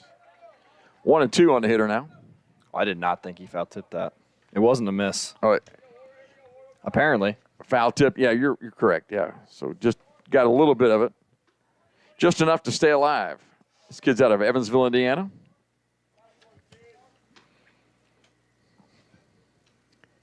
And Ledbetter holds that one too long and throws it back to the backstop. 2 and 2.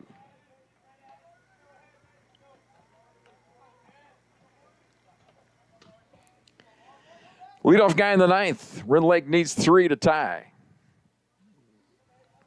Ledbetter trying to lock it down for Wabash. Fastball, that's fouled off his foot at the plate. Back to the screen.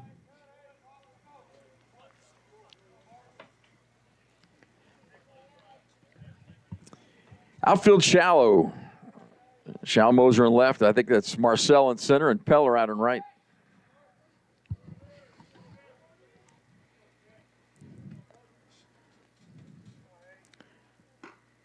Next one from Ledbetter. Atwell can't bring it far enough back in. That one was really close. I thought he was going to call that.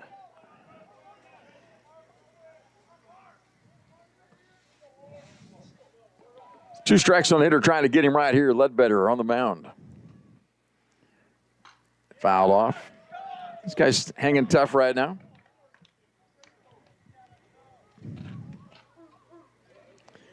Umpire needs a couple more new baseballs out there. I think that was a changeup there. Kind of out front on that one. Ledbetter throws hard. He looks menacing out there. He's a big kid. 6'5" out of Big Rock, Illinois. Low 90s arm. Good stuff. Oh, half swing, and he did. Oh, my. Wow. That's what we call not paying attention. Holy swing. 3-2 on the hitter leading off here. Wargle. We're in the 9th.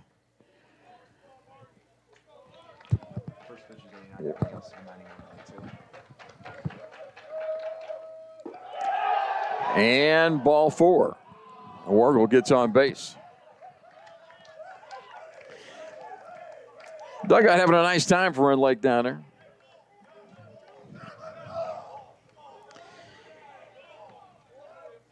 Now it's Eisenberg, the hitter. Wabash, they got 2 arms in the bullpen right now. Can't tell who it is. First pitch too low to Eisenberg. Well, you got to throw strikes right here.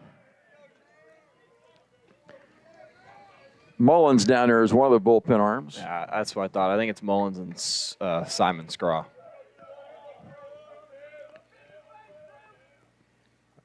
Strike called Eisenberg, who's taken all the way there. Down by 3. Might as well make him work a little bit. Wargle worked a walk. He's at first base. Next pitch is too high from Ledbetter. They're showing no inclination to swing the bat, are they? Not helping at all. Schalmoser shallow in left field for this left-hand hitter. And ball's fouled off on the left side. Now it's 2-2.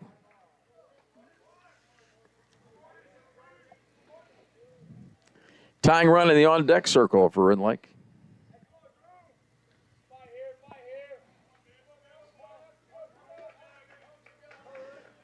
Two-two pitch from Ledbetter. Popped in the air, left side. Shortstop Veach on the grass. And that's out number 1.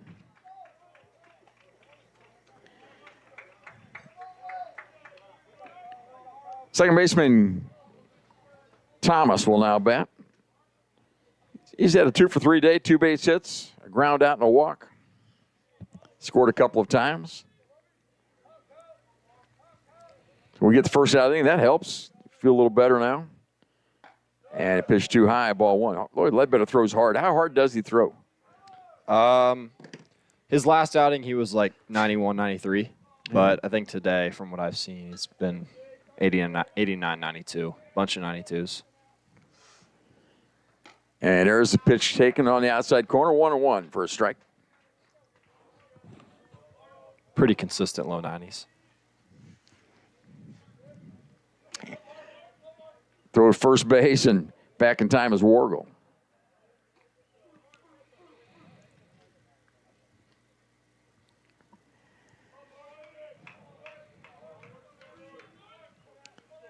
Off the stretch, here's the pitch. Up and in. 2-1.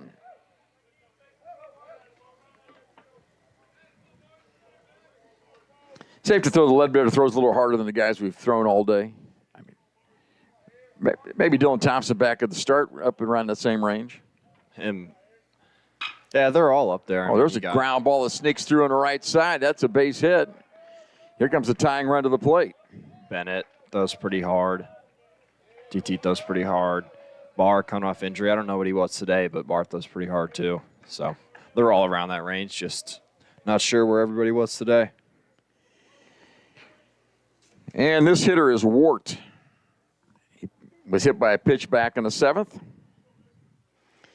So 1 out. The tying run at the plate now for Rend Lake. They're down by 3, 10-7. Runners at first and second. Ball popped up on the right side. Anybody going to have a chance for that? That's going to fall. That's a base hit. Picked up by the second baseman. He brings the ball in toward the plate, and bases are loaded with 1 out. And the tying runs are on base. The ball was not hit well. He just flared it out over the second baseman for a base hit.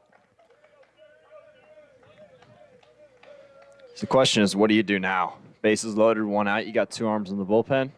You stick with them, or you go to the bullpen. Oh, and there it is.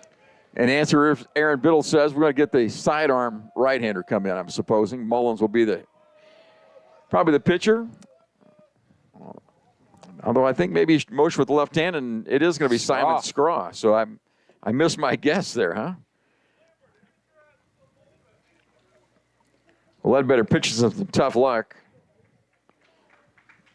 The one base hit to right was, that ball was hit okay in the hole over there. That last base hit was just a little flare.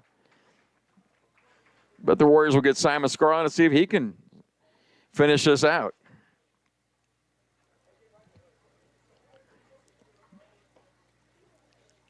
He'll have a bases loaded situation when he gets out there. And 1 out. As the 5 and 6 hitters, Minton and Parsons coming to the plate.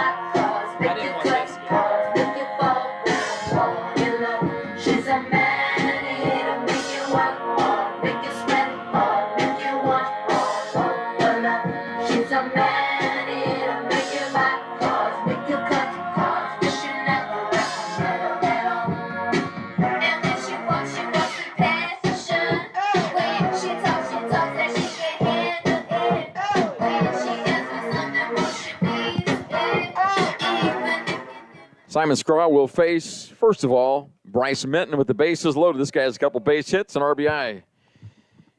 Today he has actually 4 RBIs on the day, so he's been a big hitter for them and takes strike 1. Simon Scraw in relief from Martin Ledbetter here in the 9th. Yeah, started off with the changeup there. Good pitch in the zone. And then a fastball tails away for ball 1. Pressure pack situation for the pitcher to come in. The bases loaded. He went back-to-back changeups there. Oh, is that right? Yeah. I saw the ball fade away. I wasn't sure what it was. And ball's in the dirt. Again, 3. 2-1 now in the hitter. 3 changeups in a row. Wow. How many guts do you have? What do you got out here? I'd assume he'd come back with a fastball here. Something else. 2-1 pitch, too high, 3-1. Well, the tying runs at first base. The bases are loaded, 1 out. 3-1 on this hitter, Bryce Minton. Simon Scraw in a jam.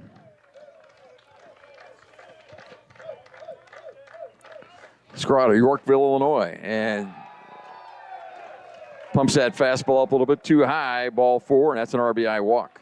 Brings the tying run into scoring position, and 4 in a row for Simon there after he started him out with the changeup over the middle for strike 1. Oh, the bases are loaded, and it's a 10-8 game. 1 out, and Seth Parsons is the hitter. He has not reached base yet today. He grounded out to short twice, to third once, and lined out to right field.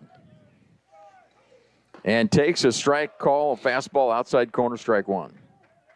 So Scraw gets ahead of this hitter. Double play ball would end it for the Warriors. Here's the pitch. He takes it just off the plate. That pitch is close for ball 1. Umpire's been pretty consistent, hasn't he? He hasn't fudged much on the strike zone. Atwell held that one out there for just an extra second, maybe getting that call, but umpire didn't give it to him. 1-1 pitch. too high. 2-1. He's missed there a few times. Needs to change his eye level or something. And my guess, if he doesn't get this hitter, we'll have another pitcher. Maybe. That's my guess. That pitch is too low, 3-1. So Scraw came in to a strike, then walked Minton on a 3-1 count, on 3-1 on Parsons. Tying run at second base. It's 10-8. 1 out here in the ninth. Warriors trying to hang on. Scraw to the plate, swing and a miss, strike 2. Count is full.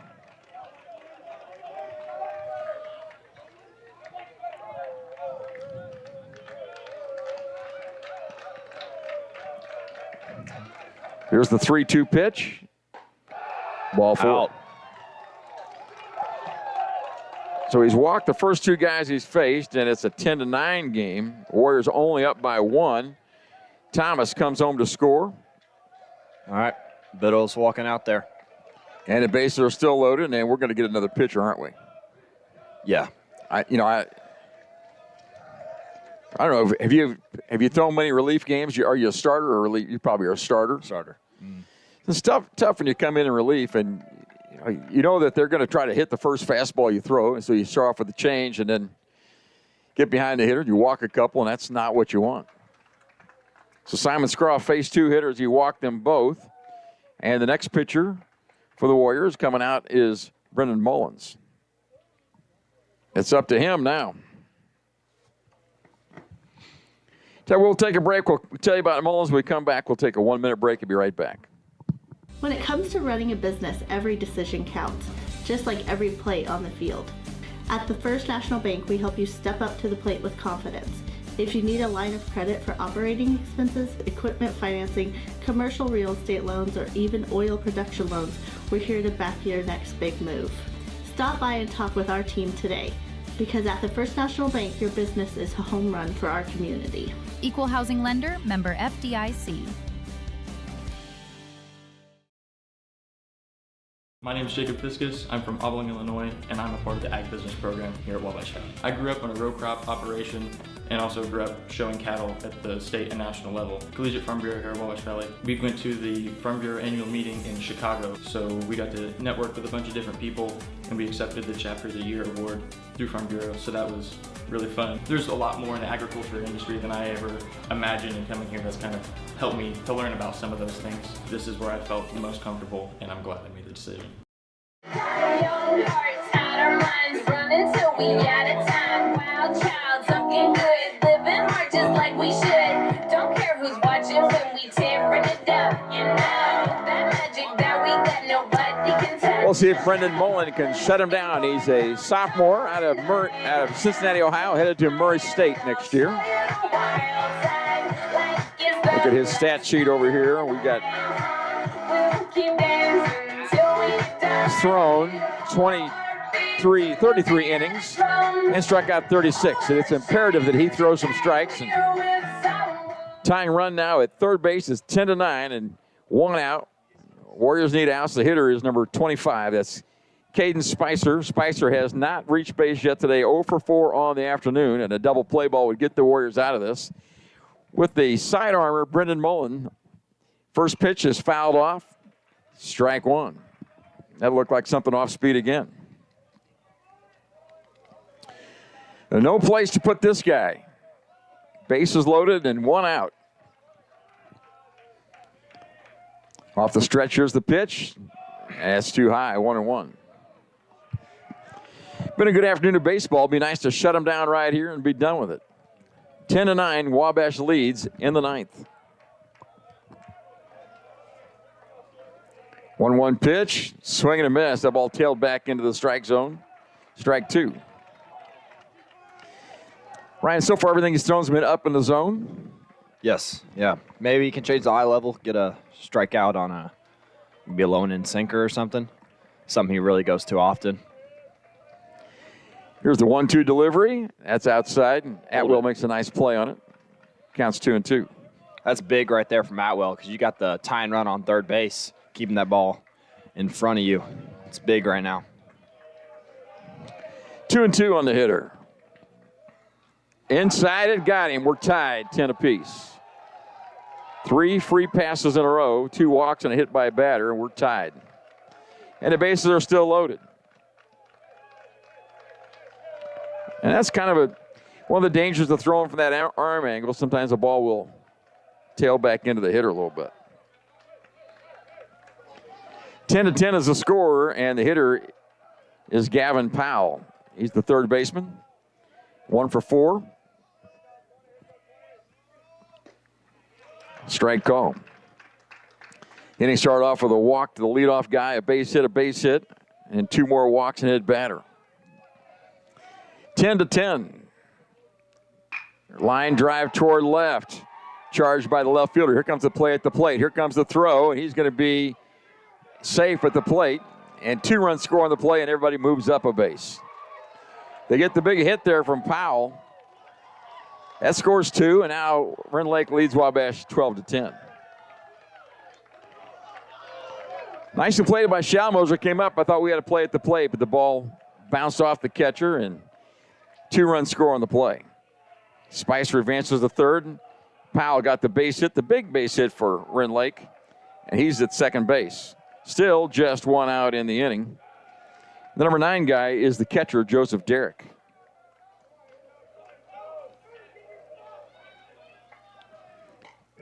Fastball just off the plate for ball 1.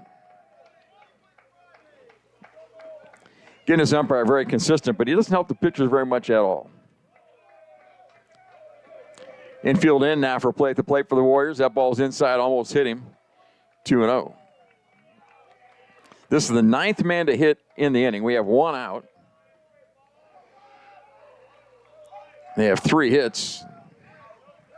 And they've scored 5 times this inning. The ball's popped out of play. 2-1 now in the hitter. Well, we got to get out of this and get some runs. Infield in on the grass. The ground ball there. They'll come home. Runner doesn't have to run with runners at second and third. There's the pitch. Ground ball toward first. Lopez looks him back. Now throws, touches the base, and holds a runner there. So a nice play by R.J. Lopez at first for the second out of the inning. R.J. daring that guy at third to run. Made a nice play. He got the ball, looked at him, and froze the runner. Went back, got the base, and set 2 outs. Now back to the top of the order, and Wargo led this inning off with a walk, and he scored this inning. Warriors, we need a couple in the 10th, in the 9th, pardon me, to have a chance. There's a strike, swing and a miss. It's a really tough pitch to hit from that slot, you know, up and in fastball and just tailing right into your knob of the bat. 0-1 pitch. That fastball a little too high, 1-1.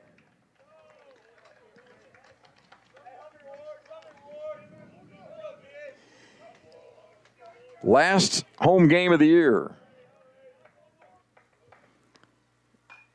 Half swing foul, 1-2. Again, the Warriors will play Wednesday, we think at John A. Logan, at Logan, probably against Frontier. Infield back now with 2 outs. A swing and a miss. That's the final out of the inning. In the inning, though, they score 1, 2, 3, 4, 5 times. Lead at 12-10 as they go to the 9th. Bottom of the 9th, back here in just a minute. Hi, I'm Tony. I graduated Wabash Valley College in Mount Carmel, and it was the best decision ever.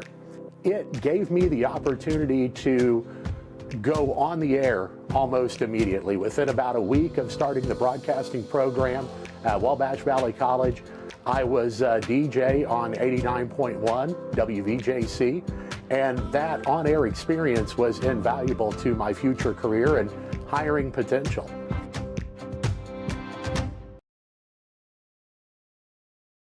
I chose Wabash Valley College because I didn't really know what I wanted to do right after high school. And today I can say it was the best decision that I could have made. When I was here, I had the chance to join different clubs and to take a couple different classes, and I really expanded on my interests. In my classes, I learned what I liked and I learned what I didn't like. So I did get to meet new friends. I joined a bunch of clubs, practiced some leadership skills, and kind of gradually grew into adulthood here. And so I'm very grateful for that. My name is Jonathan Leach. I graduated in 2013 from Wabash Valley College, and that's why this was the best decision for me.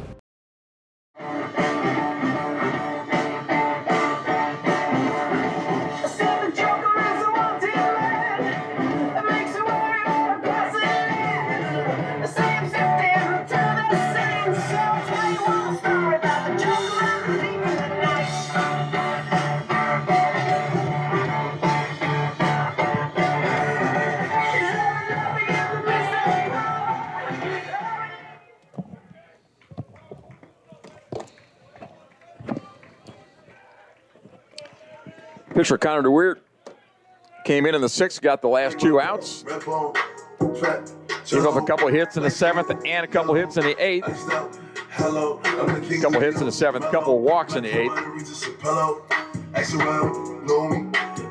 And still out there in the ninth. He'll face R.J. Lopez to start off the bottom of the ninth. Warriors down by 2, need some base runners, and the first pitch is taken high for a ball. Been a good afternoon of baseball. The Warriors trail at 12-10 here in the ninth. Gave up 5 in the top of the ninth. Some control issues out of the pen. There's a let-up pitch in the zone for a strike. 1-1. A lot of discipline by Lopez. He finally took a strike. How about that? Don't see that much. He didn't like to take them. He likes to hit them. Especially fastballs. That pitch is off the plate. 2-1. And now we're glad the umpire's not giving that outside part. In this scenario, you just got to do whatever you can for your team to get on and give the next guy an opportunity. 2-1 delivery. That's too low, 3-1. Center fielder Eisenberg playing Lopez to pull a little bit. Everybody else straight away. I would not be shocked here if this is an auto take. 3-1 pitch to Lopez. It is strike called at the top of the zone as Lopez throws the bat away, and the umpire doesn't like that. Yeah, that's a tough situation because I think if you hold the bat, that's ball 4. I think, but you never know. 3-2 on the hitter. Lopez trying to get on base. Connor DeWeert, the pitcher. Here's the pitch. Popped in the air, right side. A lot of air to that one. Minton, the right fielder, is there and has it for out number 1. I may be nuts, but I think umpires, when you throw the bat away like that, they like to call it first. You know, it is their call. That is true.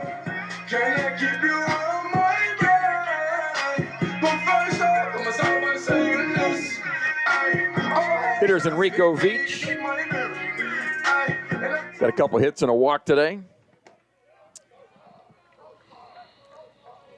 2 for 4 on the afternoon, and he will look at a pitch inside for ball 1. Well, this lefty DeWeert's been their best pitcher today, no doubt about that. Their starter gave up 5 runs in 5 innings. There's a pitch taken for a strike by Veach. He'll have the green light now on 1-1 count.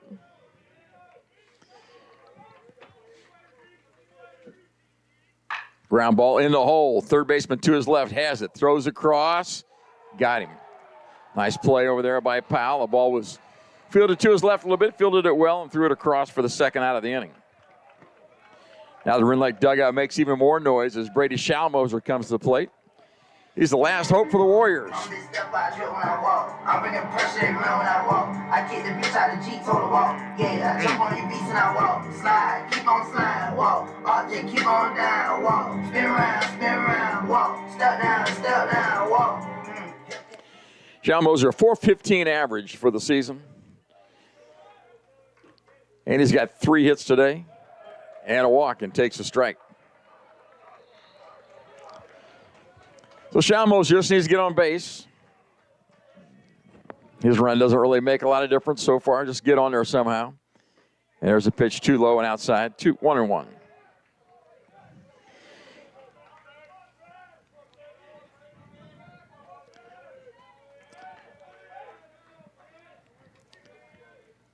Next delivery, that's off the plate, 2 balls and a strike.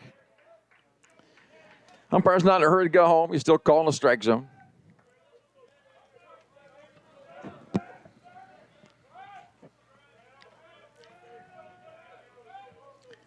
Two on delivery. That's up and in, 3-1.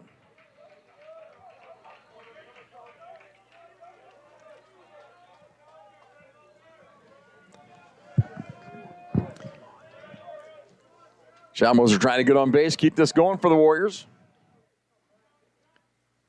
And that's ball 4. The Warriors have a runner. Great at bat by Brad right there. Yeah, he didn't offer anything out of the zone and made him work, got the walk. And tying run comes to plate. It's Tyler Peller for the Warriors.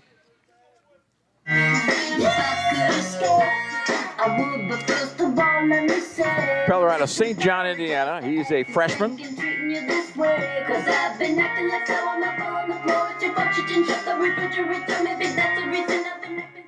Getting the wind blowing in a little bit today, so nobody's hit a home run yet. It's probably not going to happen. Just need to put some hits together here. There's a strike call to Peller.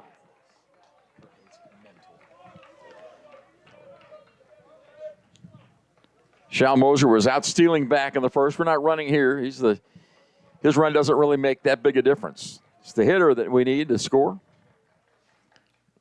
That ball's hit high and deep toward right field, but it's going to be way foul. Strike 2. A lot like Shal Moser's foul ball earlier. Yeah.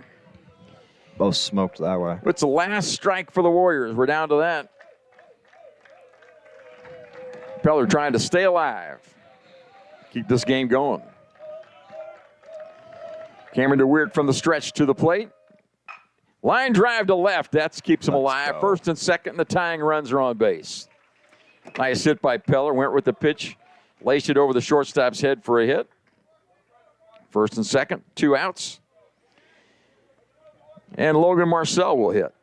Marcel had a base hit, his only at bat today. I don't even know what she said, 'cause it's wrong. It's wrong. Brent Lake getting a pitcher loose in the bullpen. And this pitcher, DeWeert, has been very good. Got 2 outs in the 6th, went through the 7th and 8th, and he's got 2 outs in the 9th. And throws this one too high. Left-handed pitcher, right-handed hitter. Let's see if we can get it done here. Peller, good speed at first. Shal Moser the same at second. And there's a pitch off the plate, 2-0. And this guy's in his 4th inning of work right now, so you don't want to help him at all. Marcel got a 2-0 pitch earlier. He'll line drive to left, see what he can do here. And it's strike call, top of the zone, 2-1.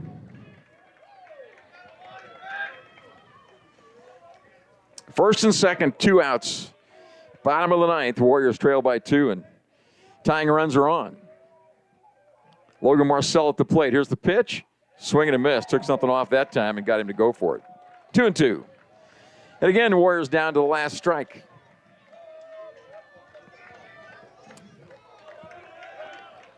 Marcel just trying to keep this game alive.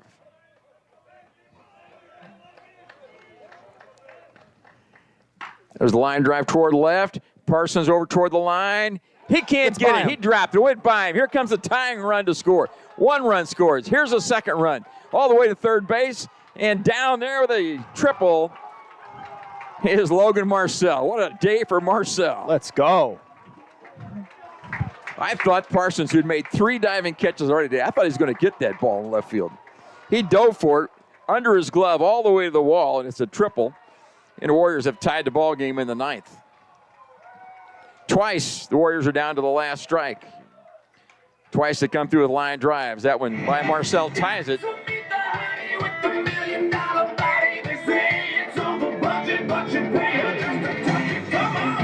Runner at third, 2 outs. The hitter is Drake DeFreitas. Last time up, DeFreitas lined out to the second baseman. They turned 2 on that play. And there's a pitch taken. Outside corner for a strike. Hasn't called that one in a minute.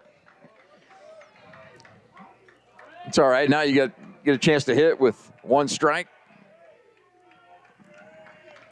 Next pitch, that one's too high, 1-1. Crazy how much the momentum shifts. You got down to your last strike. Twice, and then now line drives, and the Warriors with that big triple by Marcel. He could score the winning run right here. There's a ball hit high and deep toward left field. Parsons going back. He is going to be under it and make the catch for the last out. We'll play 10 today at least. That ball not hit as well as I thought. Again, the wind blowing in today. But the Warriors come back here in the ninth. A walk, and a base hit, and a triple, and the Warriors tie it. And we're tied 12-12 going to the 10th. My name is Alexis Johnson. I'm from Brookston, Indiana, and I'm in the physical therapy assistant program at Wabash Valley College. Some of the hands-on activities we have in the physical therapy assistant program is we work on each other, getting that practice in the school setting, and then we also go to clinicals. We go out and work on actual patients with actual employees and just getting hands-on with your patients. After graduating, I plan on going back to my community, working in a hospital setting, maybe a nursing home, and just helping those people around me. When it comes to running a business, every decision counts, just like every play on the field. At the First National Bank, we help you step up to the plate with confidence. If you need a line of credit for operating expenses, equipment financing, commercial real estate loans, or even oil production loans, we're here to back your next big move. Stop by and talk with our team today, because at the First National Bank, your business is a home run for our community. Equal housing lender, member FDIC. Girls were unforgettable. Daisy Dukes, bikinis on top. Sun-kissed skin so hot, will melt your popsicle.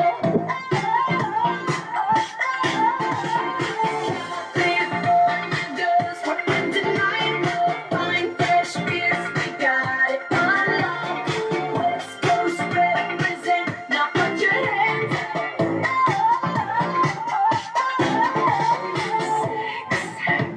beach. We got my Senate as stilettos. We rig in my Jeep. Snoop Doggy Dogg on the stereo. You could travel. 10th inning, here we go. It'll be Eisenberg, Thomas, and Wart, and they'll face Brendan Mullen. Mullen came out with and the bases were loaded, gave up a hit batter and a base hit. They finally got the last 2 outs of the inning. Pitch is high and away for ball 1. That's how the 10th starts. And the Warriors were down to the last strike a couple of times. They scored 2 in the 9th to tie it up. We're tied at 12. Pitch to Eisenberg. That's away, 2-0. Temperature dropped outside. Feels cool to me. Are you cold? Yeah, a little bit. A little bit cold. 2-0 pitches inside. Now it's 3-0. Big part of the 9th. They scored 5 in the 9th. Rend Lake did. Big part of that was some walks given up by the Warriors. Gave up 3 walks and hit batter in the 9th. They scored 5 times. Ball 4. There's another free pass issued by the Warriors. That will most likely be the end for Mullins. Got some guys, I'd assume Birch, I think, coming out of the pen. Yep, and it is Birch. All right, we'll take a short break. We'll talk about Birch. We'll get back in just a minute. But new pitcher for the Warriors, Larson Birch. 811, if you're not familiar with that, it's a Julie program in the state of Illinois. It's actually nationwide. But that's a free service. The utilities take care of that. Customer wanting to dig or plant flowers or fence posts or something like that, call that service. Give us 2 business days. That's the law, 2 business days notice. We'll come out and we'll locate all the underground utilities in your area and make sure that you know where you're able to dig and you can dig safely. And we're protected and you're protected that way.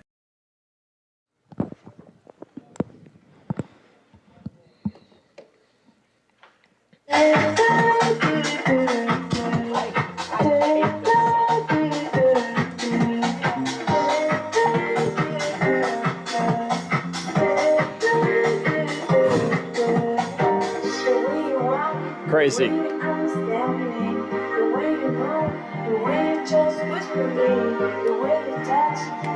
Larson Birch is a new pitcher out of Elmira, New York. All right, Ryan, tell me what you know about Larson. All right, Larson, he's got a fastball, curveball, slider, good changeup. It'll mainly be fastball, slider right now. Probably coming out of the pen with the man on first. Stay away from the big breaker. Make sure nothing gets by Atwell. You know, the wind blowing in today, if you challenge the hitters, nobody's hit one close to the fence yet, really. Not yet, but you never know. We've seen some balls get out, just haven't been in play. Yes. So, well, we're in the 10th inning of a tie ball game, 12 apiece. And Larson Birch relieves for the Warriors. Dylan Thompson started. He went 5 innings. Bennett Holder an inning and a third. Preston Barr pitched a couple innings. Martin Ledbetter came in the 9th. He had trouble with just a third of an inning. Simon Scraw pitched a 2 hitters, didn't get an out. Brendan Mullen came in relief, got us out of that jam in the 9th. And now it's Larson Birch here in the 10th. He inherits a runner at first base, Eisenberger. The hitter is Kelby Thomas. He's the second baseman. We've seen him hit quite a few times. This is his 6th plate appearance. He's got 3 hits. A walk and a ground out.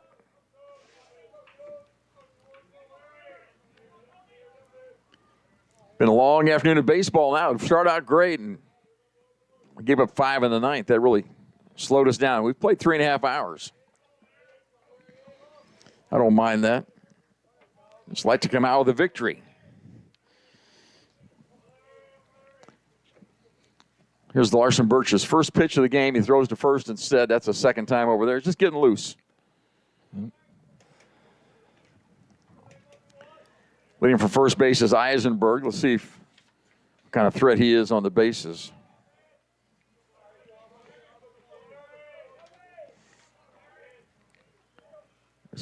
There's a pitch and a half swing, and they ask, and they say he did not go. And it's been about 5 or 6 ball 1. Looks over to that umpire today, and he hasn't given one all day. I'll tell you, I think he's been wrong almost every time they've asked. Maybe not that one, but there's been a few earlier that haven't agreed with myself. Ooh, nice play by Atwell on a pitch low and away to save that pitch. 2-0 now. Runner first, Drew Eisenberg has 4 stolen bases, has not been caught stealing. So not a great threat to go. Yesterday, the series was split, and so got extras here this afternoon to decide the series. And there's a pitch at the top of the zone for a strike, 2-1. Occasionally, the umpire will bite on that pitch up in the zone.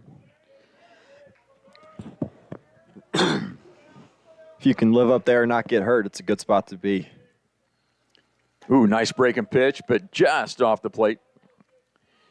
3-1. Eisenberg reached on a walk. He's at first base.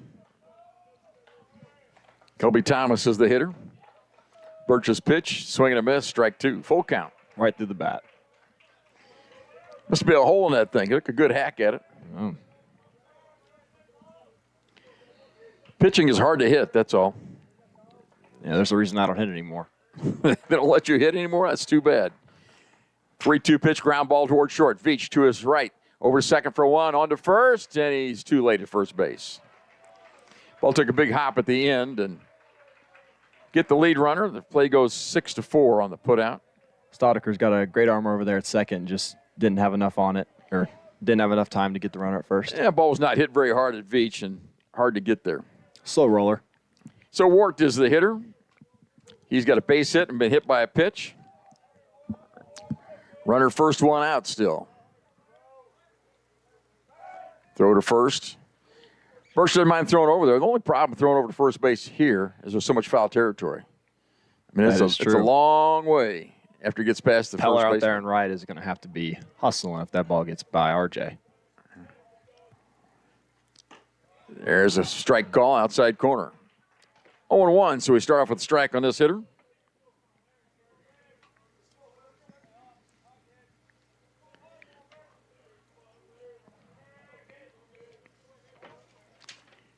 That one's too high.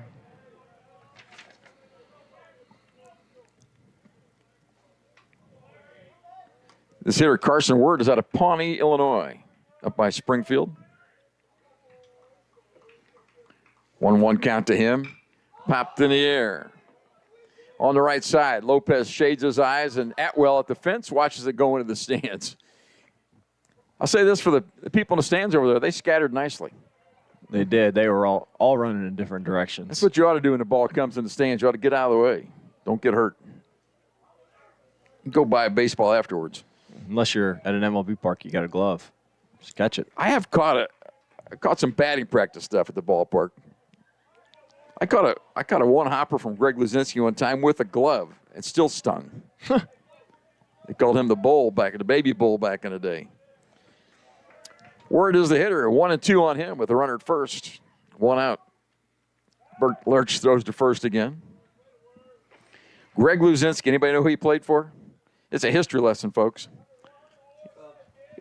Played for the Phillies back in the day. Long time ago. Typical Reds fan, you know. Yeah.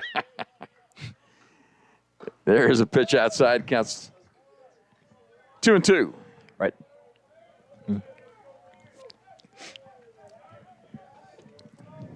One out in the inning. Runner at first. Red Lake trying to go on top of this thing. Ooh, nice breaking pitch. And he went. Umpire at the plate called him out. Good thing we didn't check with the infield ump. The second out of the inning. Would have been a full count. And the hitter now is Bryce Minton. Minton had an RBI walk back in the 9th. In fact, he's got 5 RBIs on the day, according to my book. I was going to say, I've heard his name a lot. He threw a man out at the plate. He's had a big day. And the first pitch to him was away, ball 1.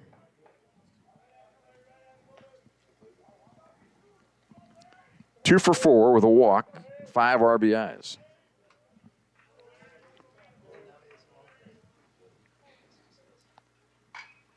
Pop behind us, foul ball. 1-1.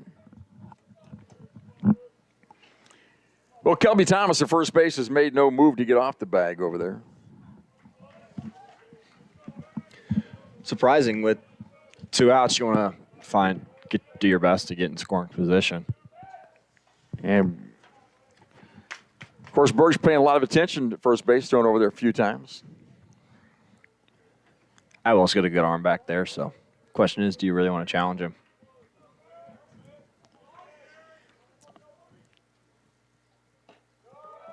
Nice pick by Atwell in the dirt. 2 balls and a strike. Let's get one more out, then maybe get a run and go home. That'd be awesome. What a good idea. Who do I tell?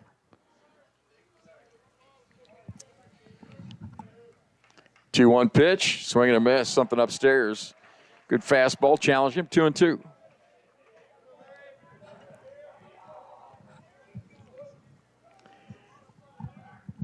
Again, the wind blowing in today was 12 miles an hour. It looks a little breezier than that right now.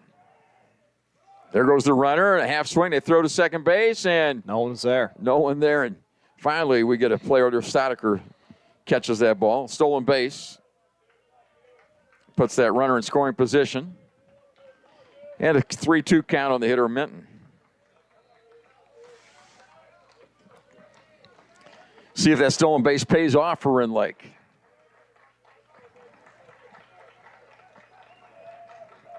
Off the stretch, Birch to the plate. Foul on the right side, going to be out of play. He's fighting up there. Yeah, he hit it a long way the other side, but stayed alive. Well, you know, they've got Kelby Thomas at second. If the ball gets through the infield, they're going to try to score him, though. They're going to send him, I would think, unless it's a one-hopper to left, they're going to send him. Make us make a play. There's a ball popped out of play on the right side again. Yeah. A little late on the fastball. A little bit, but he's seeing it well. So I think right here you just gotta bury something. He's in swing mode. He's swung like 4 times in a row in the zone. So and if you walk him, you got first base open.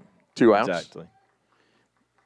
Breaking ball hit in the gap between short and third. Here comes the play at the plate. Chalmoser comes up, throwing to the plate. He's going to score. That's 13-12 on an RBI base hit by Minton, and you're exactly right about he was seeing the ball well. We threw the curveball, but in the zone. Yeah, you gotta bury that one, but wasn't a bad pitch. He just, hitters make good swings sometimes, and you gotta go on to the next hitter. So Minton has 6 RBIs of the day. He's driven in 6 of their 13 runs. They lead 13-12 here in the 10th. The hitter is the left fielder Parsons. He's had a better day in the glove than he has at the plate. He takes a half swing, strike one. Left fielder? Left fielder. Yeah. He's grounded out 3 times, once ended up to a double play. He's walked once and scored once. It was an RBI walk back in the 9th. Big lead at first by Minton, doesn't go, and there's a pitch in the dirt, throw down at first, and he's back in time. Again, Atwell doing a nice job behind the plate. That's a tough pitch. Outside in the dirt, got a glove on it.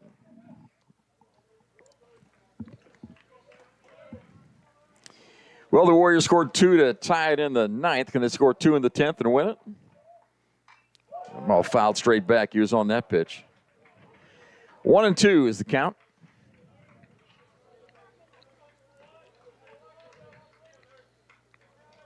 If I'm Larson here, I'm throwing his slider right off that fastball, trying to get a chase pitch here. 1-2 on the hitter. Let's see if he does that. Threw that one in the zone. He fouled it. 1 ball and 2 strikes. Just off the end of the bat. Rend Lake has played well, and there's some tough at-bats in the 9th and now in the 10th. Worked the count. And Minton got the big hit here in the inning. There's a pitch out of the zone, 2-2. Yeah, fastball up.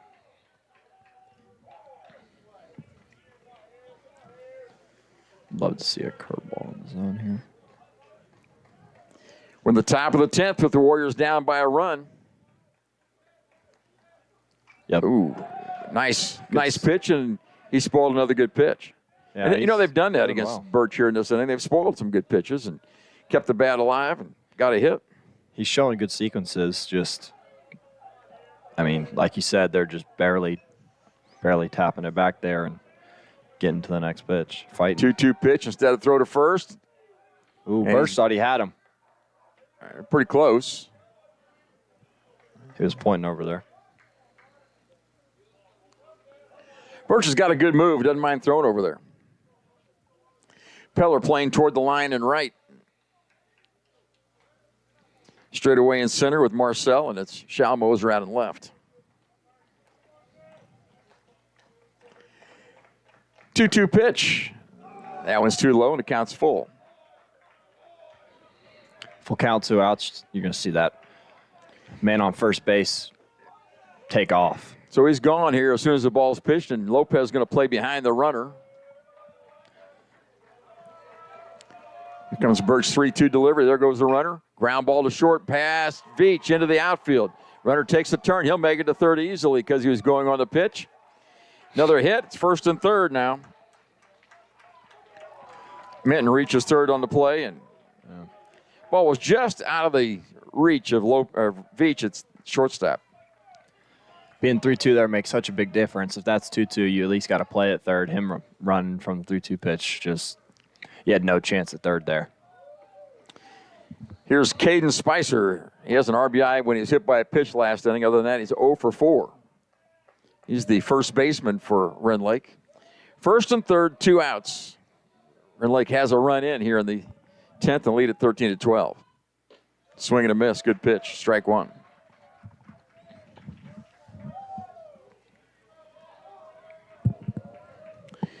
Too much hooping and hollering on the Rend Lake side.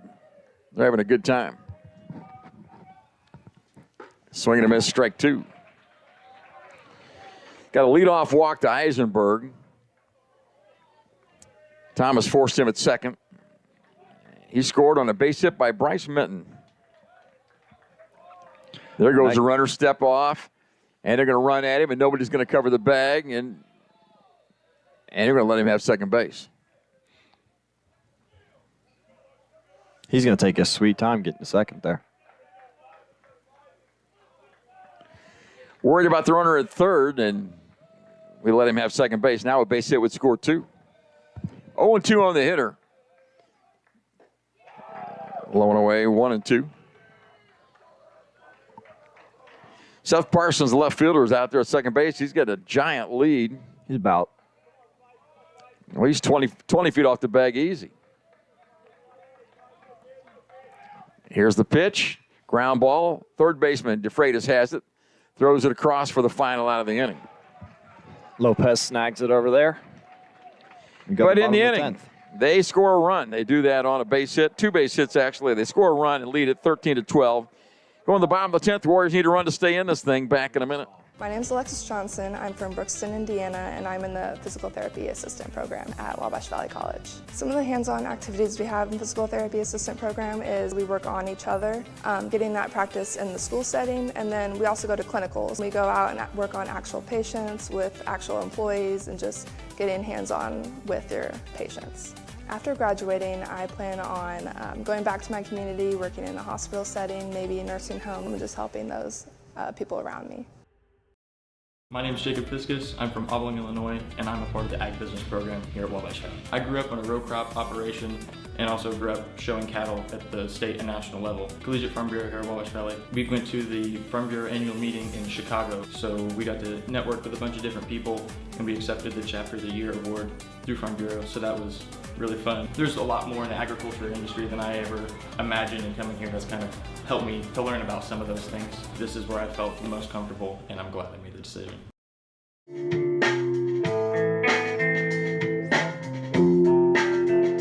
It's the edge of the world in all of Western civilization. The sun may rise in the east, at least it's settled in a fun location. It's understood that Hollywood sells Californication.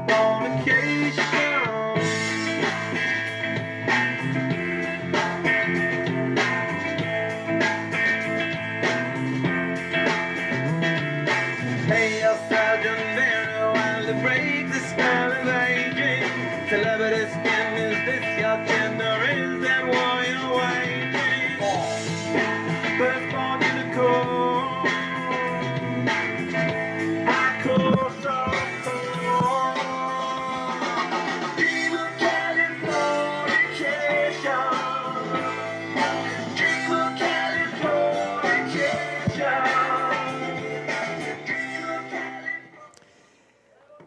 Well, they finally get another pitcher in. DeWeert threw very well for them. He pitched the 6th, 7th, 8th, 9th. He's finally out there. We have Brady Morris. He's the new pitcher out of Simpsonville, Kentucky. Got a big ERA of 13.91. He's thrown 11 innings, but struck out 15. And he will be trying to throw a strike to Dean Staudacher, leading off for the Warriors here in the 10th. Brady for Rend Lake. I've known him for a long time. Played with him basically my whole life. And throws a strike 1. Simpsonville, Kentucky can't be too far from Louisville, huh? Not about 20 minutes, 30 minutes, probably 30. He's ahead in the count 0-1 against Staudacher. Here's the next delivery, and that's an overhand breaker for strike 2. You know, another pitcher come in for them, get a different look after the left-hander for 3 innings. No time to adjust. You have to hit it now. 0-2 on Dean Staudacher. In the dirt, and he did not swing. Got that one right. Well, if you make the same call every time, sometimes it'll be right. 1-2 on the hitter, Staudacher, trying to lead it off for the Warriors here in the 10th. The ball's hit high and deep toward right center field. Going back, and the ball is Martin, back by the fence. That's a home run. And we're tied. Dean Staudacher didn't start the ball game, but he ties it here. We're tied 13-13 in the 10th.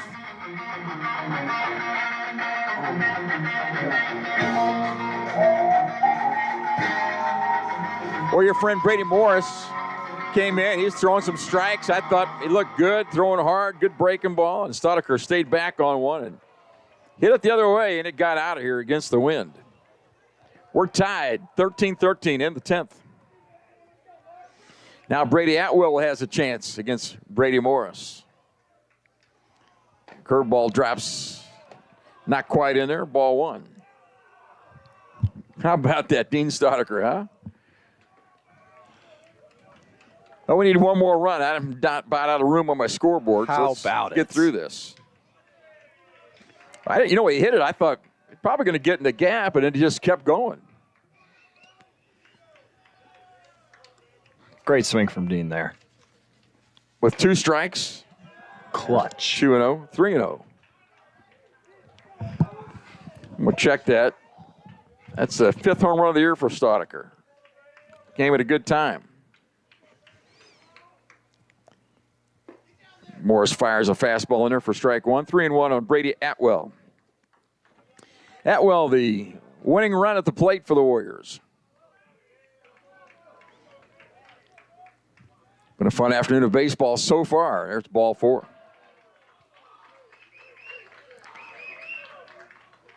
It's a little trouble for Brady Morris. Gives up the home run, then the walk. I guess that's better than the other order. And Nate Grant, will get out there and he'll chat with his pitch a little bit, talk about it, try to settle him down after the home run and the walk. Atwell at first base, he's the winning run. Once they go off, I'm playing walk this way. Where is he?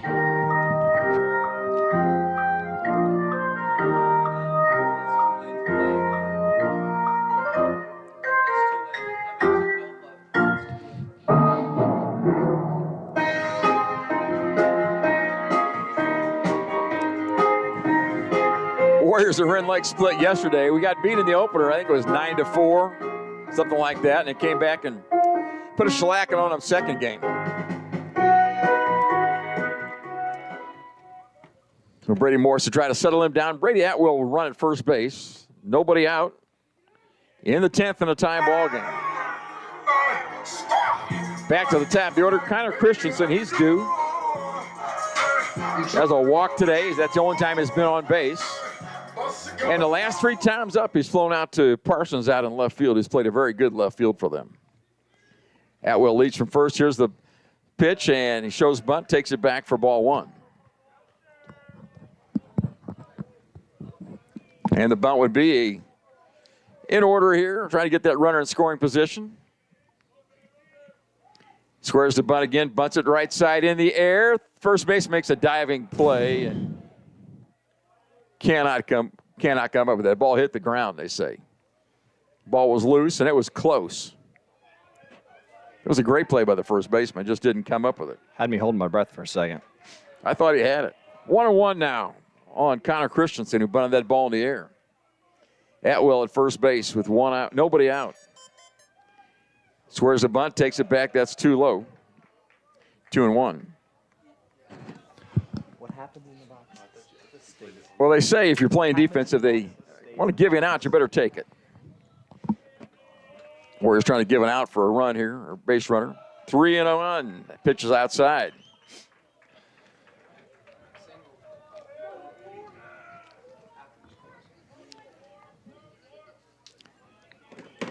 I want to play walk. Christensen will probably show bunt again on 3-1 with Atwell leading at first and takes it back. That's ball 4. So after the home run, back-to-back walks issued by Brady Morris. So first and second.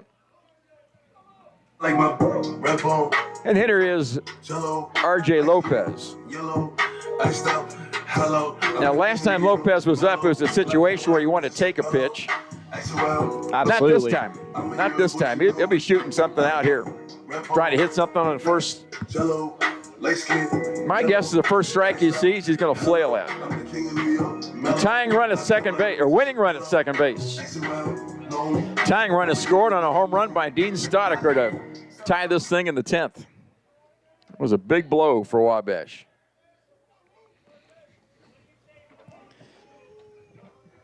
Ward scored 2 in the 9th. He looks to bunt, and Lopez takes the bunt back, ball 1. Yeah. All this goes back to Marcel's triple in the last inning. That scored a couple runs. Warriors got 2 in the 9th to tie it up. There was a nice bump by Lopez toward third base. Pitcher goes to third. That's a bad throw. And we're not going to be able to score there. Nice play by Parsons to back that play up. That's a nice bump by Lopez down the third base line. The bases are loaded now, and nobody out. Brady Schalmoser goes to pick up the bat. It'll be Enrico Veach. No, Enrico Veach will now hit. That's a great bump by Lopez, huh? Fantastic. Yeah, really. And the pitcher, only play he can make was the third base, and they did not catch it there. I thought Atwells was going to score on that. Nice play by the left fielder to get there and back that up. Absolutely. So Enrico Veach with a chance to win the ball game with a fly ball. The outfield is shallow enough to throw a run around at the plate. All you got to do is lift it somewhere, get it through. And here comes the equipment issue. Now they can't hear the signs, and they're going to get. I told you. Here's the situation. Stoddard led the inning off with a home run to tie it at 13 apiece. Atwell worked a walk. Christensen was walked as well. Lopez reaches on an infield bunt. And the bases are loaded, and there's nobody out. And Enrico Veach, a great hitter, 435 for the season for the Warriors, will stand in. Infield in. They'll come home on a ground ball. First pitch from Morris, sliced on the right side, foul, strike one. Morris has got pretty good stuff. I mean, he throws hard. Mm-hmm. Yeah. Got a good breaking pitch. He was ahead in the count 1-2 when Stoddicker took him deep to right field. There's the pitch to Veach, curveball in the dirt. Nice stop there by the catcher, Derek, who's played a very nice game. That just shows the confidence that they have in their catcher to be able to throw breaking pitches with a man on third. With the winning run at third base, yeah. 1-1 pitch to Veach. That's too low, 2-1. A lot of ways to score this winning run. A wild pitch, pass ball, base hit by pitch, walk, error, hit, fly ball to deep in the outfield. Here's a pitch. 3-1. That pitch is low and away. I don't think Veach is thinking about taking a pitch. He's thinking about hitting a pitch. Brady Morris in relief here in the 10th. He's in trouble. Bases loaded, nobody out. 3 balls and a strike on Enrico Veach. Here's the pitch. That ball's hit in the air. That'll do it. That's a hit. That's down, and the Warriors win it. They walk it off.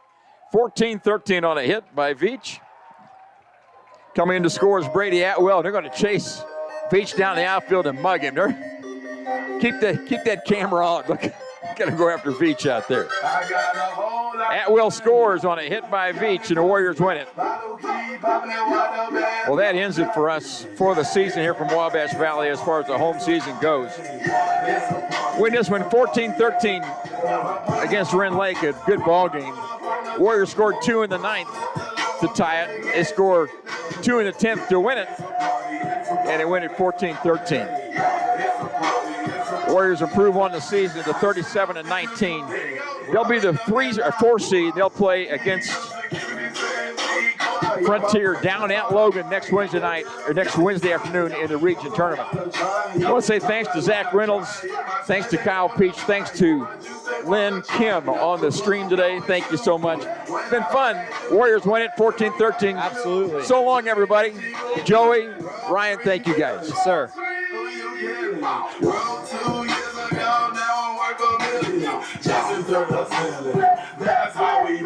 Thank you.